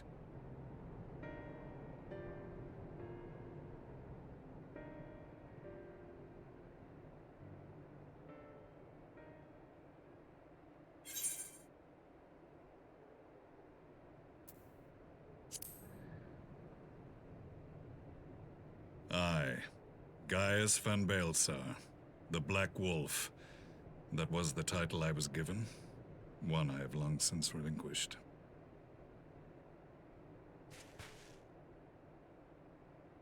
Stand down. The legatus of the 14th Imperial Legion died in Castrum Meridianum. I am no more than Gaius Baelsar, A man without rank or allegiance. Impossible. There's no way you could have survived. Do you remember how it unfolded? How I was deceived by La Habrea? How I was convinced that reviving the Ultima weapon would allow me to bring peace to Eorzea?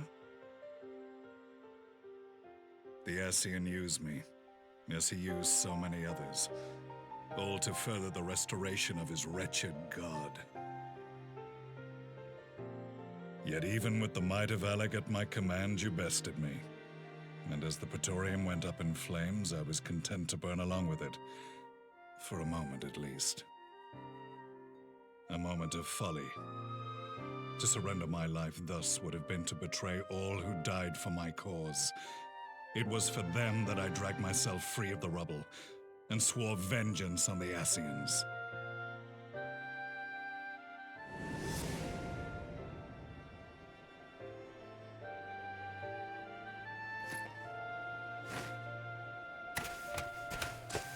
The Black Wolf has shed his pelt, never to return to Garlemald or her legions. I live now only to exact revenge.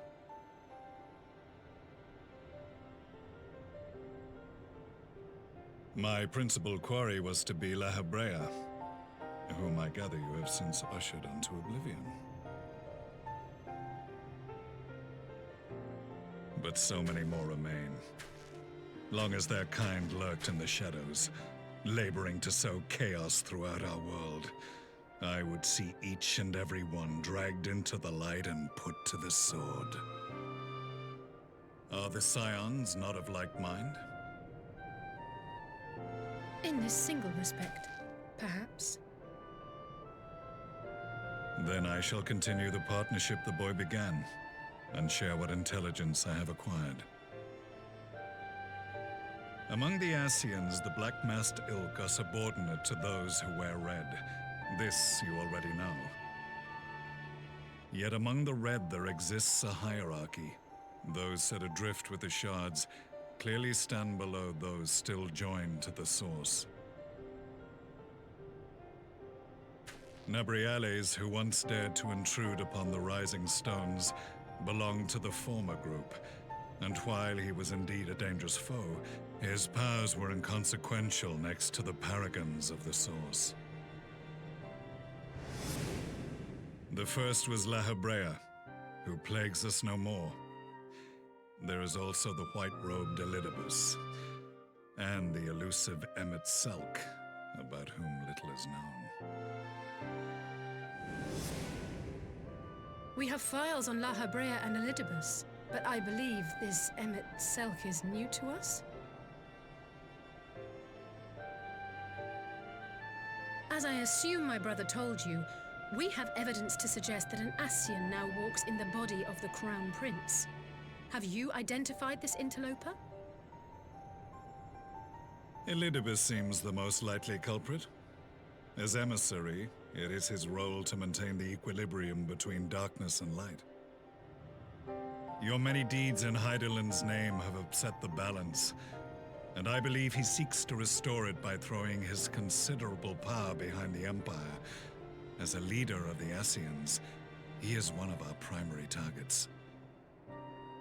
It was on the trail of this very prey that the boy and I came across the scene of a failed uprising. In the absence of a single Garlean casualty, we inspected the bodies of the rebels, and the lack of any external injury drew my immediate attention. They had been slain by Black Rose, an alchemical invention of the Imperial Army. When I yet served as legatus, I ordered its production halted, and all stockpiles destroyed.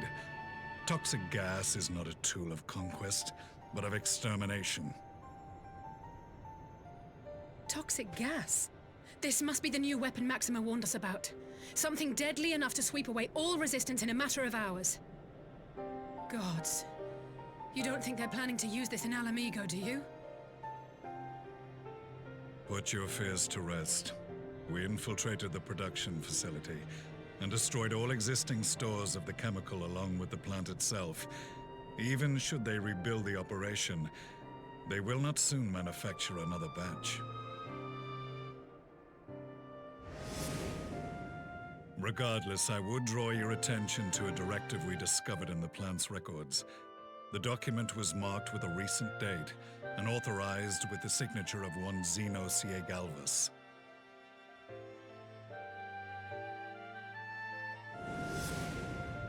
A dead man signing the death warrant for thousands. 'Tis bad comedy.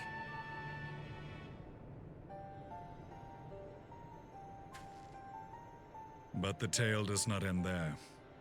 Within that same facility was a chamber filled with devices of elegant design. Cloning technology, we realized.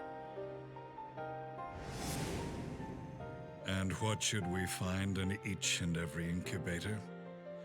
But a young Emperor Solus.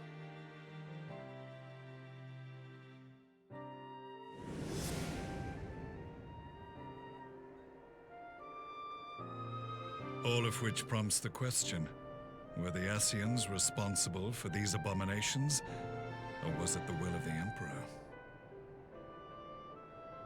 I must know which hand guides the Empire. Though I have given up my rank, I am yet a son of Garlemald, and I will fight for the future of my homeland.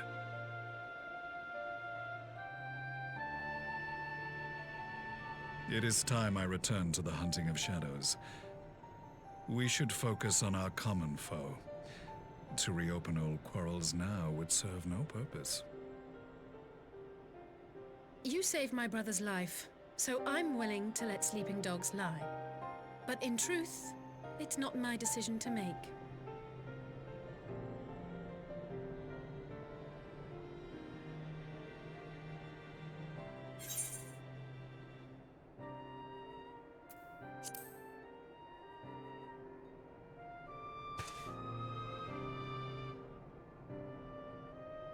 There was a time when I scorned those who placed their faith in false gods, even as I, in my blinkered conviction, place mine in Ascian promises.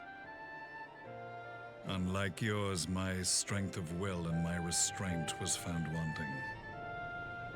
We shall meet again, warrior of light.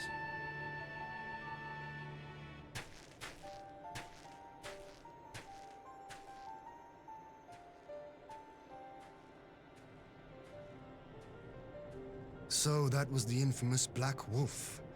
An unexpected ally, to say the least.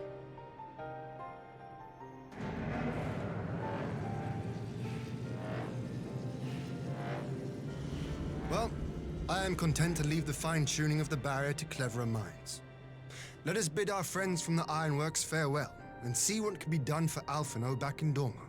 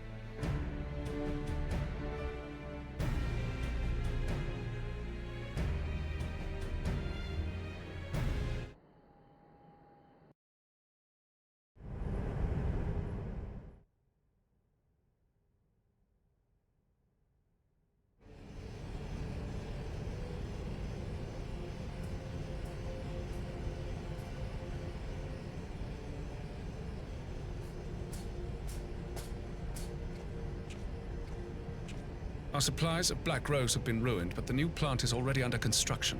We should have the first batch ready in time for the offensive, Your Radiance. See that you do.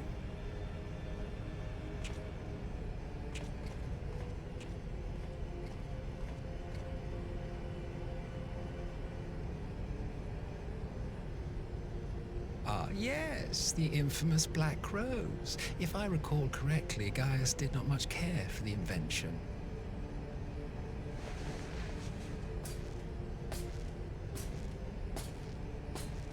A ruthless and indiscriminate weapon indeed, this airborne poison. It seems you are capable of making decisions worthy of your bloodline. With no gift for sorcery, we Garleans must look to Magitech to even the odds.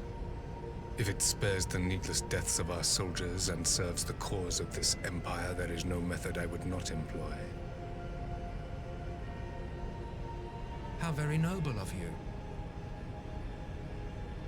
Truly, though, I must commend you for embracing your role as Emperor. You play the part of the determined ruler well. Sometimes even I catch myself believing.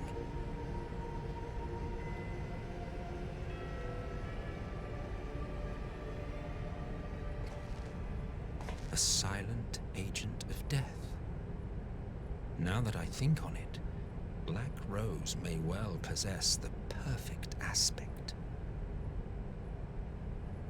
Slowly but surely, the deluge of light has worked upon the ether here in the source, and the gas should be most susceptible to its influence. Well, I shall leave you to your own devices. Go forth and bloody the land with your grand and glorious war.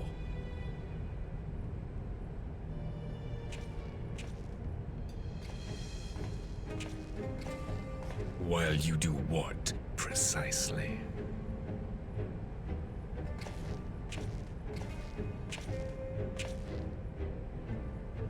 Need you ask? I will be doing what all Ascians do. I am well aware that your kind exists only to usher in the next calamity. But you seem oblivious to the harm your singular agenda causes to the Empire.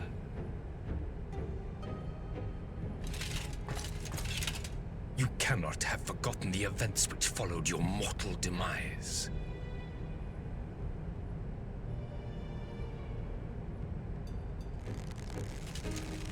Our homeland was plunged into civil war for your failure to name a successor. The edifice you so carefully constructed was but a hair's breadth from collapse.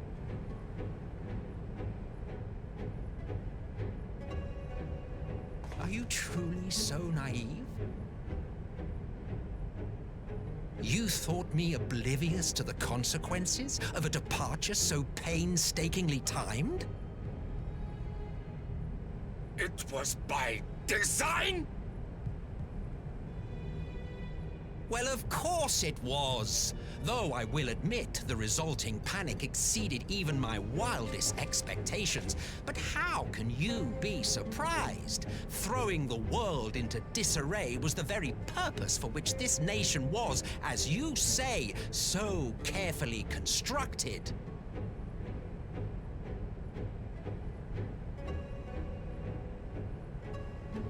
Now, if you have no further questions, I must be on my way.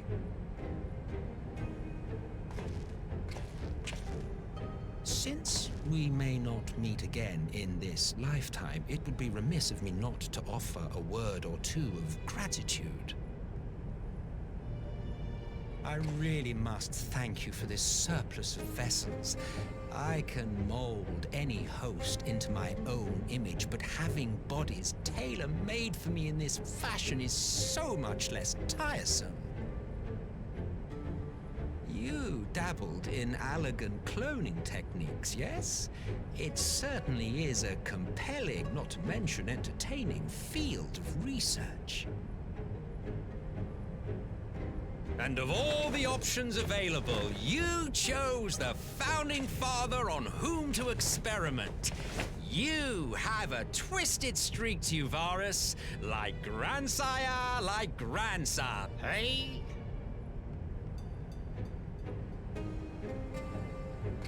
If events play out as planned, this will become something of a family enterprise. You will be the capstone of this world, I the anchor and shard, and together we will give the lie to this star's fraudulent existence.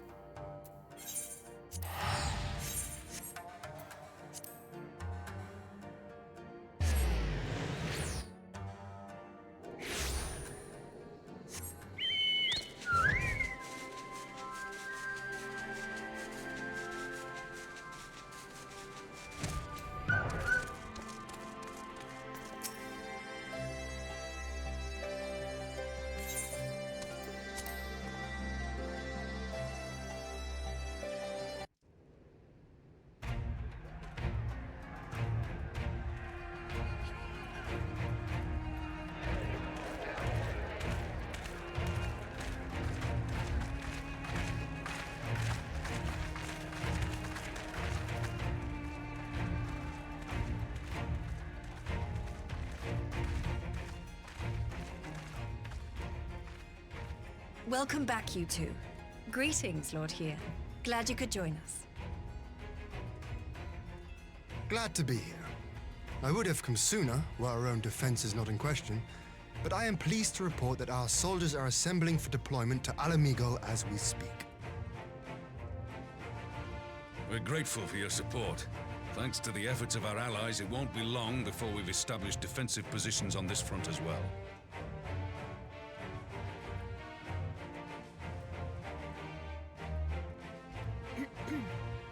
We have some good news too. Alphino has come back to us. As for the bad news,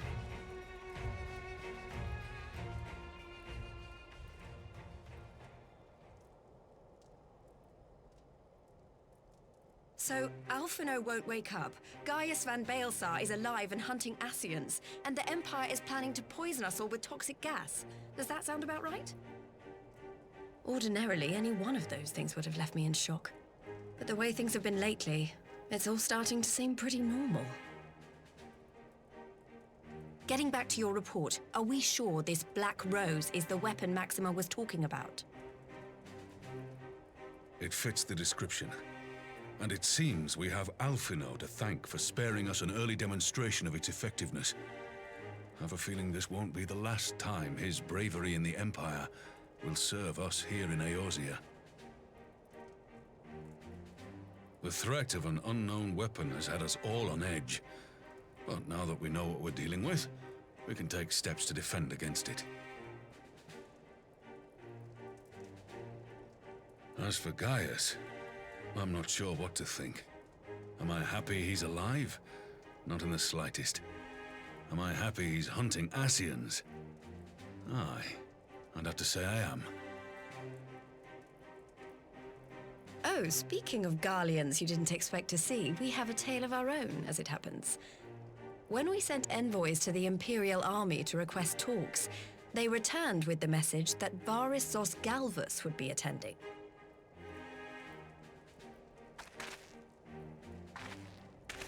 The Emperor himself.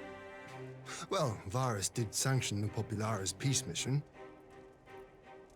But knowing that an Ascian walks in his son's skin, I do not see how we can trust him or anyone from that nest of vipers.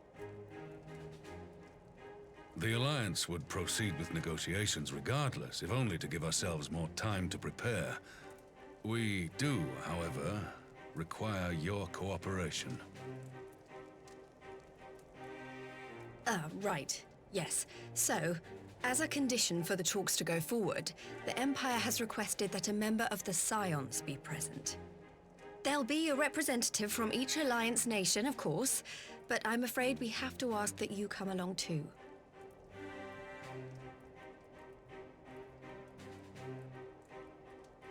Gods, Lise, you know how much I hate politics. But then, what choice do I have? Alphino and the others aren't going to do it.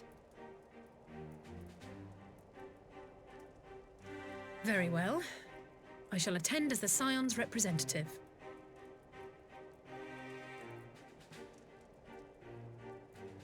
In case you're wondering why I didn't ask you, the Empire also requested the presence of Eorzea's champion.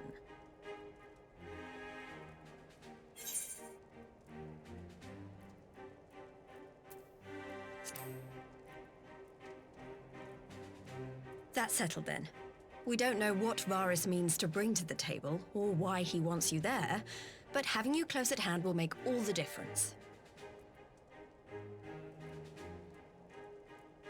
The meeting will take place on the border. Anticipating an early assault, we mean to position the bulk of our forces nearby. The Alliance leaders should already be on their way.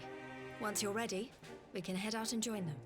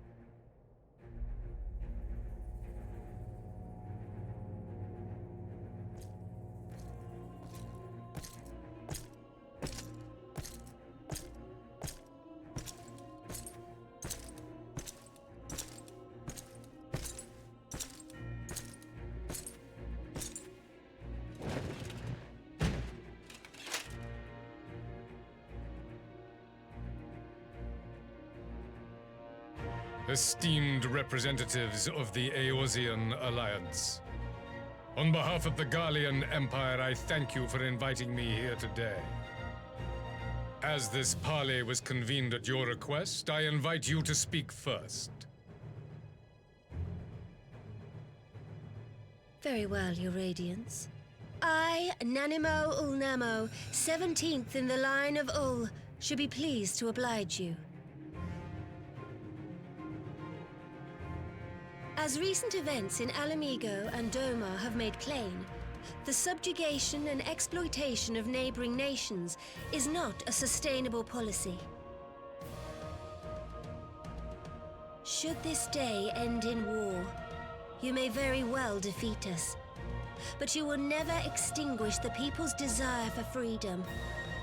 Though it may not be in our lifetime, there will be another revolution, another war, and the cycle will continue. Doma has entered into a concord with the nations of Eorzea, a partnership wherein we recognize one another as equals. Garlemald could be afforded similar treatment. You need only set aside your ambitions and join us in paving a path towards peace.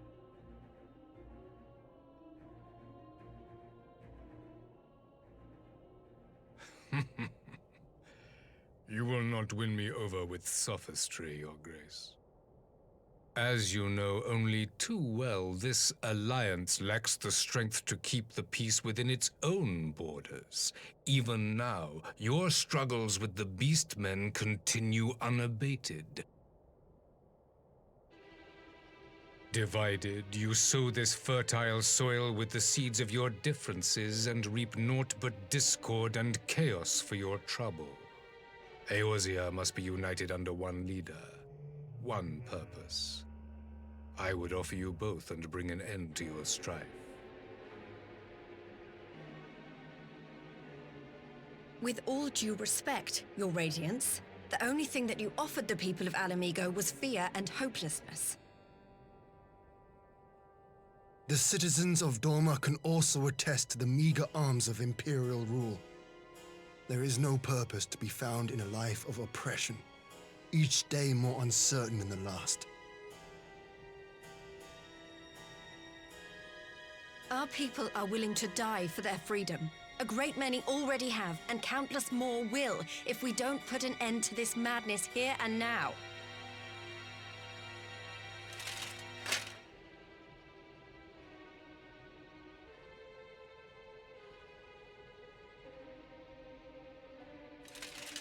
We brought order and stability to your lives. This madness and bloodshed is of your own making. You broke the peace, not Garlemald. Peace. Order. You kill our peoples, despoil our lands, take everything that is ours. And what? You expect us to lick the boot that grinds our faces into the dirt?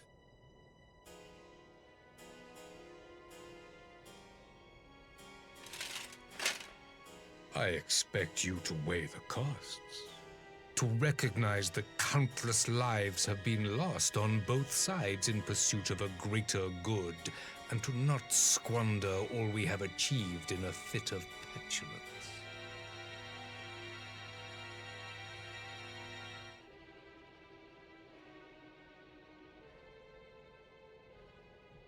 Your Radiance. I fear I can personally attest to the dangers of pursuing one's vision with such righteous fervor. For 1,000 years, the Holy See of Ishgard waged war with dragons.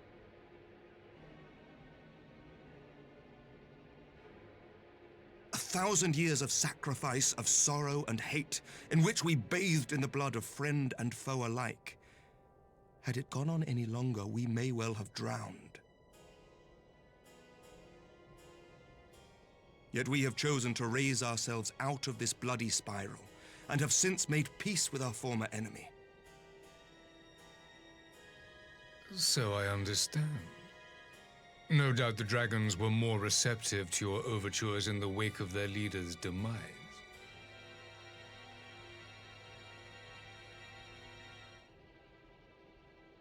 You speak of peace, yet use war to achieve it. Your father would not have bothered to obscure his intent with honeyed words. He understood that strength is all that matters in the end.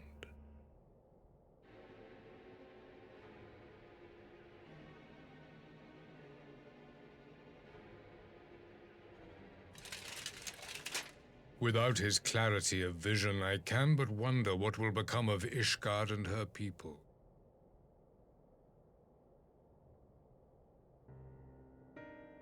There was a time when Garlemald too lacked a leader of conviction. Weak and unable to wield magic, we were at the mercy of the strong, from whom we sought refuge in the bitter cold of the north.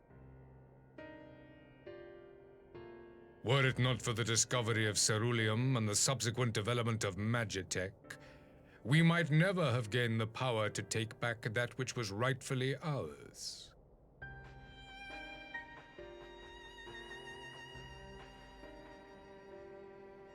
You speak as if your people were the first to have been driven from their homes. Limsa Lominsa was built by wayward souls in search of a place to call their own. On the shores of Vilbrand we found it, and from those humble beginnings did we grow and flourish. And all without robbing our neighbors of their liberty.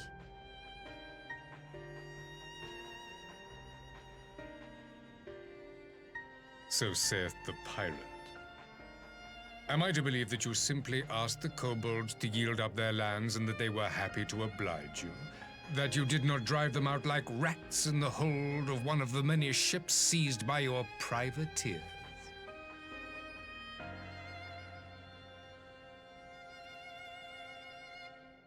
I will concede that after centuries of exile, reclamation may be mistaken for invasion.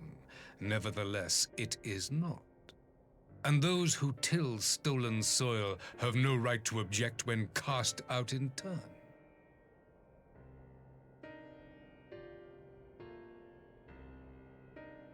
Your uncompromising nature rivals that of the Ixal.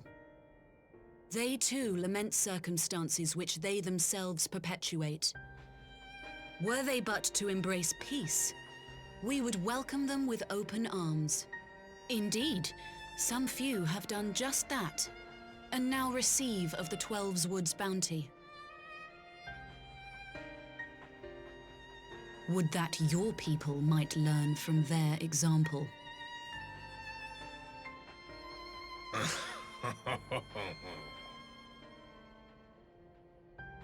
You dare compare us to the Birdmen? You who thought to invoke the 12 and threaten all of creation?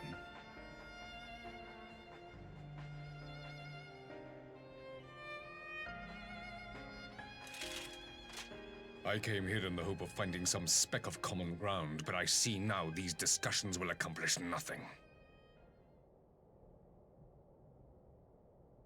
Despite what you people may believe, I am not wont to choose the sword over the olive branch. 'Tis but a pity men are loath to accept one without first being shown the other.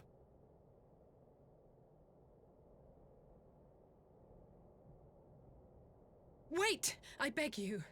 This meeting was supposed to be a chance to find a way forward together, not to bemoan the missteps which brought us here. Please. If you truly consider violence a last resort, there must be a way we can come to an agreement.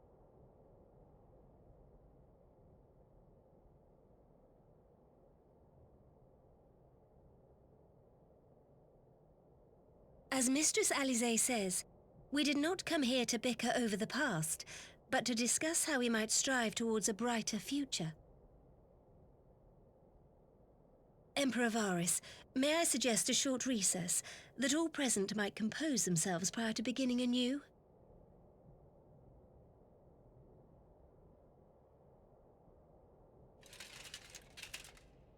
Very well. I pray this intermission will suffice to move these talks in a more constructive direction.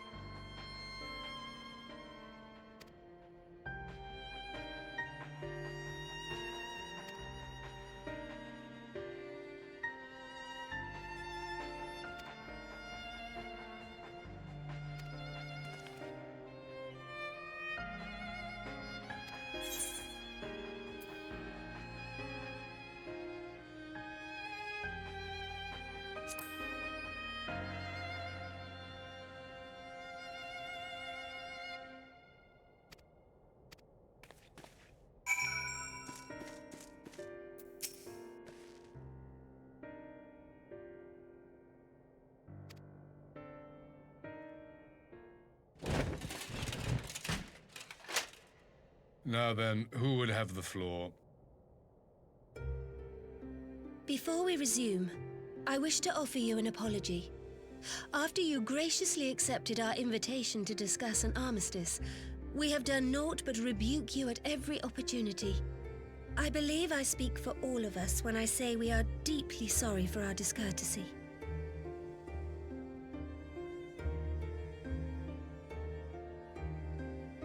I'll admit your familiarity with our affairs surprised me, and served to remind me how little I know of yours.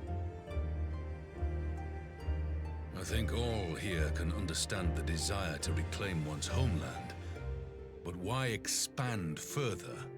That is my question. If I may, the answer can be found in the Imperial doctrine they took great pains to impart to my people. Recognizing the threat icons posed to the world, Solus Zos Galvus decreed that they were to be eradicated. To this end, he began a campaign to unite all lands under the Garlean banner. Or so we were taught. Yet the Emperor only reached the burn, the Baron said to have been laid waste by icons, after conquering all the lands that lay between. What is more, I am quite certain the practice of summoning was not nearly so widespread in the days before the Empire's founding. When you put it like that, it all starts to sound like an excuse, doesn't it? But to distract from what? Why are you really waging this war?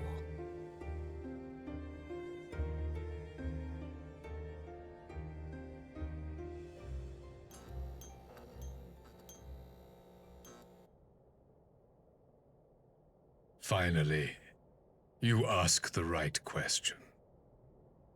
I can but hope you heed mine answer and at last accept the righteousness of our cause. My goal is this: to return the world to the way it once was, the way it was always meant to be. In doing so, mankind will be made whole once more.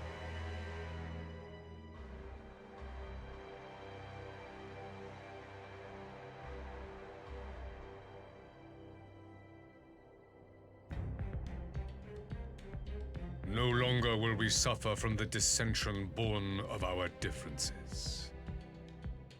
There will be but one race, a perfect race, as we were when time began.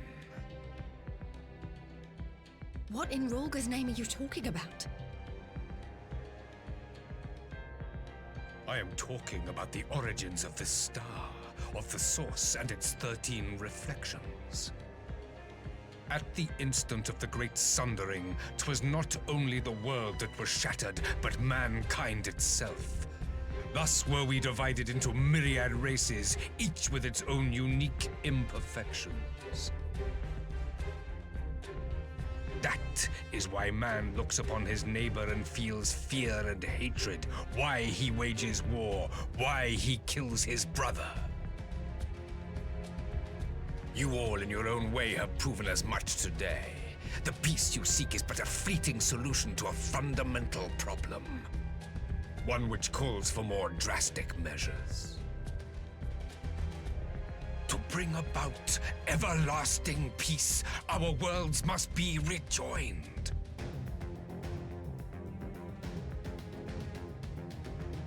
That is the goal the Empire would see realized. The glorious future unto which we shall one day shepherd mankind.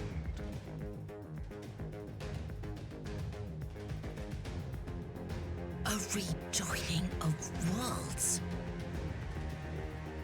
I have heard this tale of the Source and its reflections before.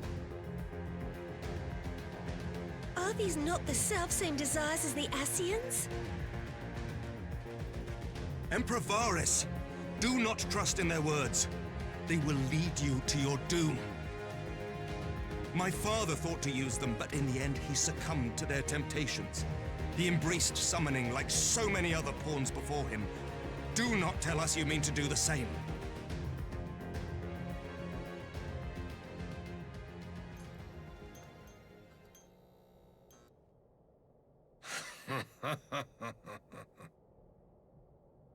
To be a pawn, free from the burden of choice, would be a blessing.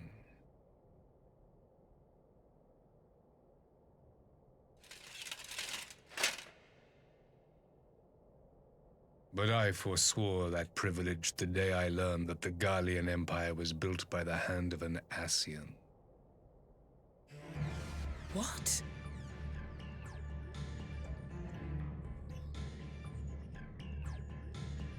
Yes. My grandsire, the former Emperor, is of their number. And who better to build an empire capable of bringing about the calamitous change we desire? Would you condemn me for this alliance? For bowing to the will of these shadowy masters when the prize is true and lasting peace?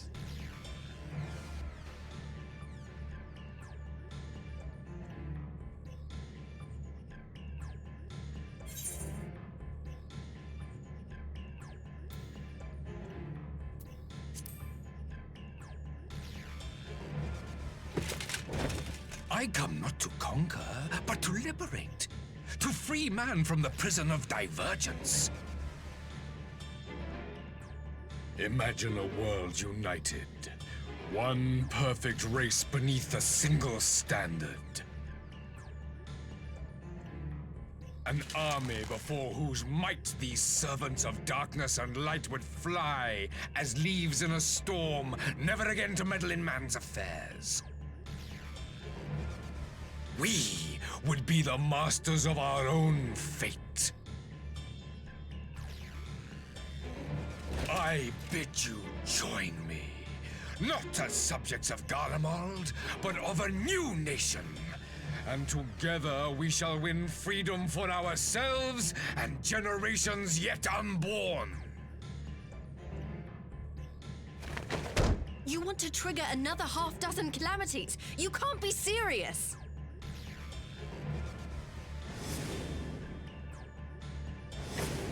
Have you forgotten how many died? There will be no one left! Do you truly imagine we would aid you in your bloodletting? It is unthinkable, unconscionable.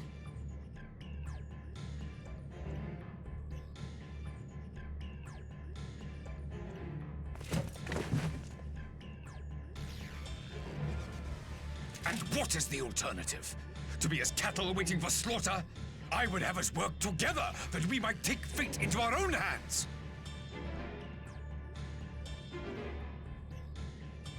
Into your hands, perhaps.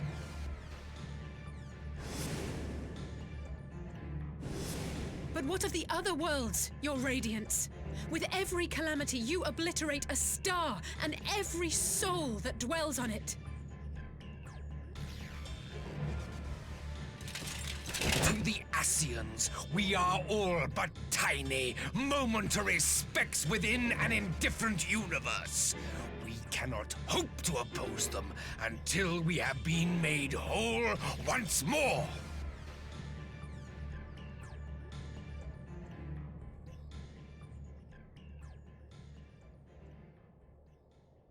Are these truly the words of Garlemald's ruler? The flaws and foibles which you so abhor are what make us who we are. Every nation, even yours, Emperor Varys, is made whole through the combination of these imperfections, the strengths of one compensating for the weaknesses of another. While it is true that man succumbs all too often to anger and avarice, he may yet overcome his baser instincts through the forming of bonds with others, fostering community and cooperation. That the protector of an empire should not only reject these fundamental truths, but seek to change them at so dear a cost to life is indefensible. Such a man is not fit to govern.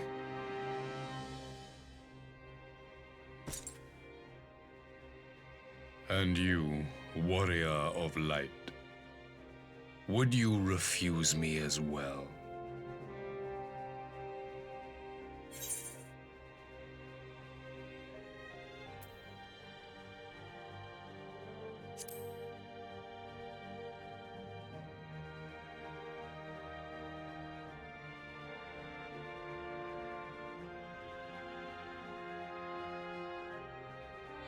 It would seem the Alliance is of one mind on this matter.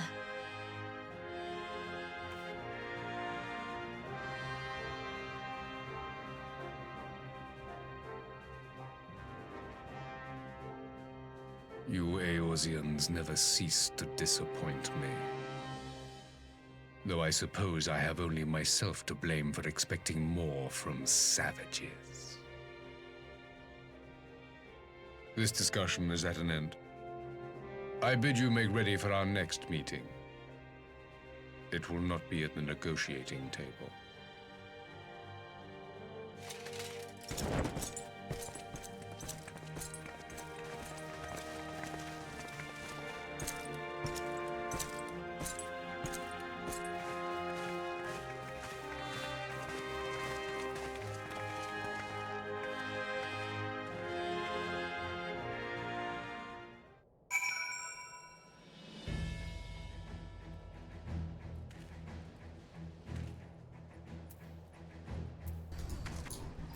Well, that was certainly long enough.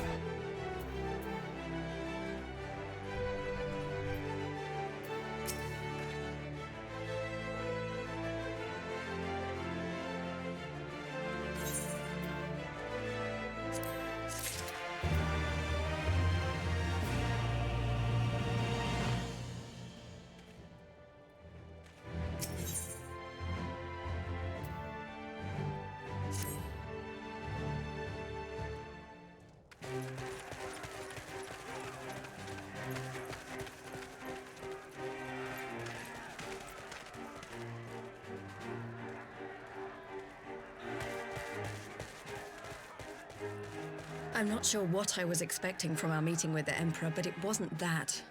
Still, at least we know now what he's really after. Aye, a future built on a mountain of bodies. I too want the Ascians dead, but not at any cost. The last of the reinforcements from Dorma arrived not long ago. I pray it will be enough. Given the Emperor's stated goal, this is a battle we can ill afford to lose.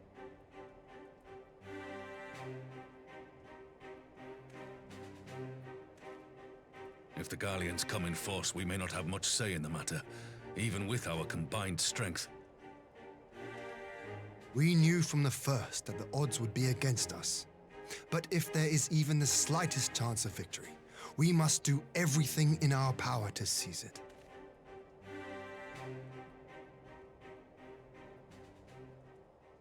We must seize it, full stop.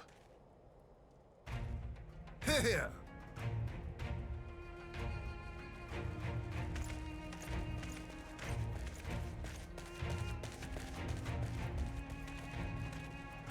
The two of you are to join an irregular unit and support the main host. I won't bother asking if you're minded to fight. After coming this far, how could I not? And for once, there's no one around to countermand me. Not that they would. Not even my brother. But we all know who will really make the difference. Ready to frighten some Garleans?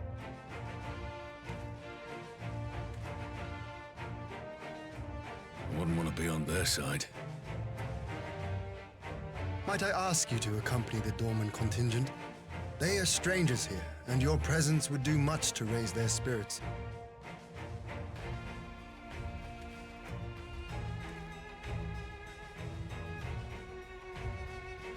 We would be honored. When our people stride out with you in their midst, I dare say the Eorzeans will feel an ilm taller themselves. High spirits have a way of spreading. What I wouldn't give to join you. But my duties as field commander will not allow it. I'll leave the front lines in your capable hands.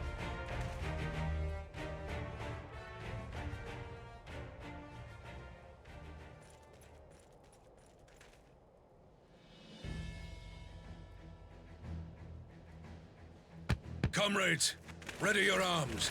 The hour of battle has come. May the crystal guide us to victory!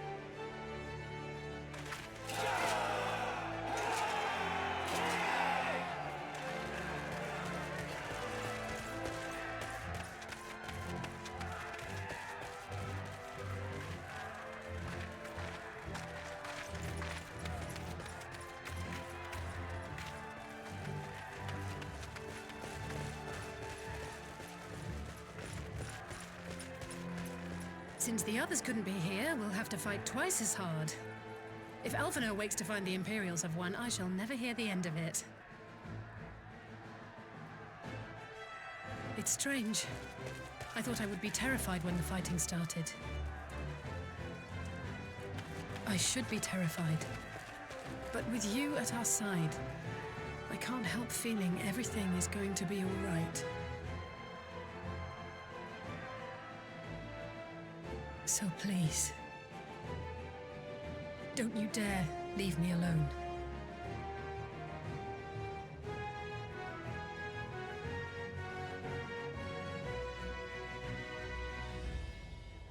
No matter what happens, we have to survive together.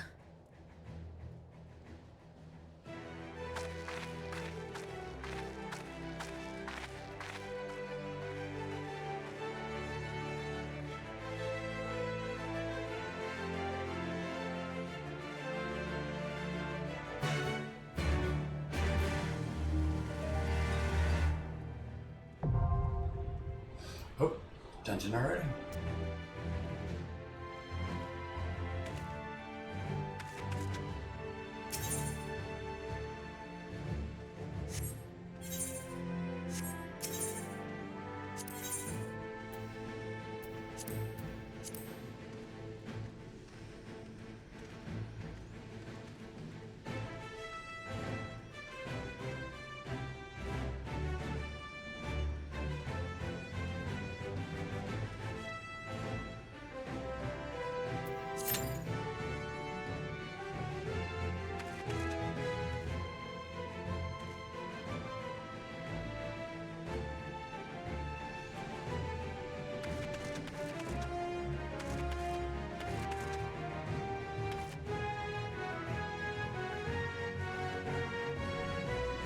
Alright, just gotta wait now.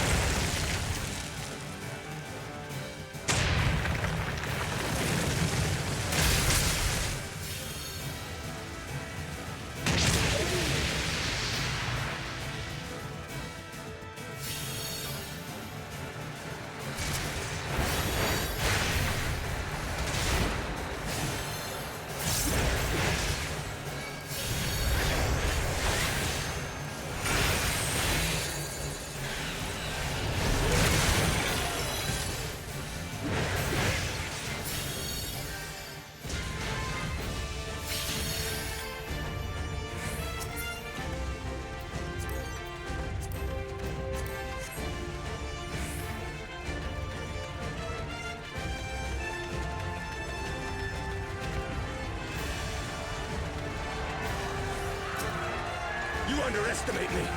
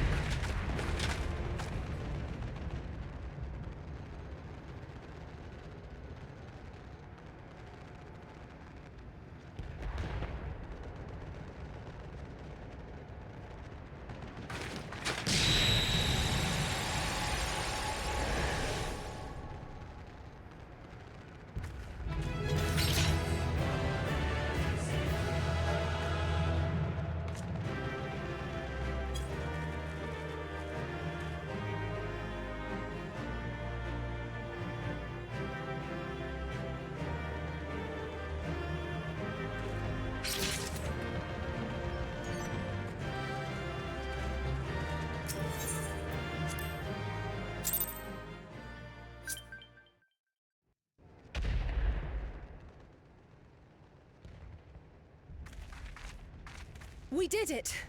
I dare say they'll be reeling from this. You were truly inspiring in battle, my friend. I'm determined not to be outdone, but there seems to be no one left to fight. A tactical withdrawal, perhaps?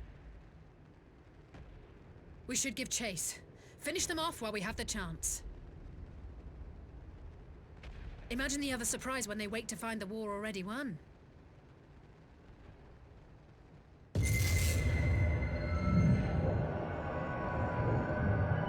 The light will expunge all life.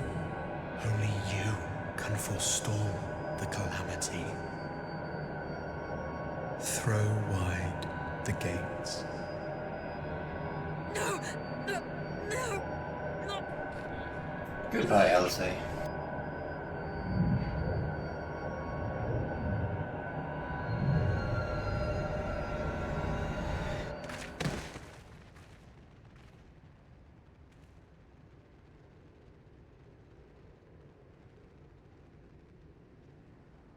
Oh no. Don't tell me. Are you all right?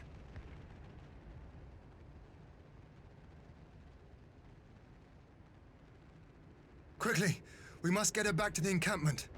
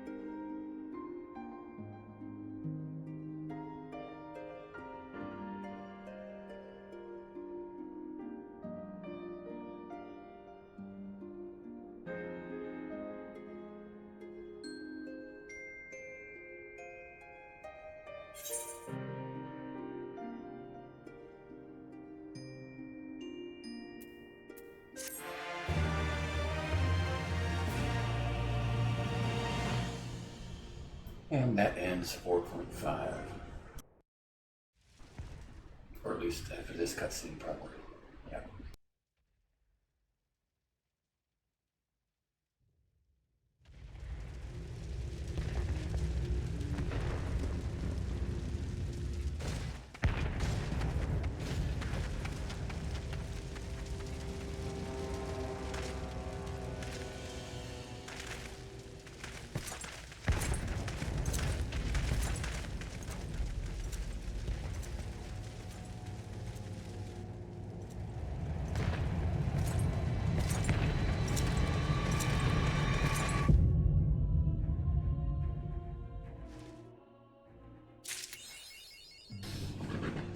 That's a shorter cutscene than I expected. Now it shows 4.6 only has 2 quests, but I don't know how long cutscenes are, so I'm not going to risk running it tonight. I'll just finish it off tomorrow. So we'll leave it here until then.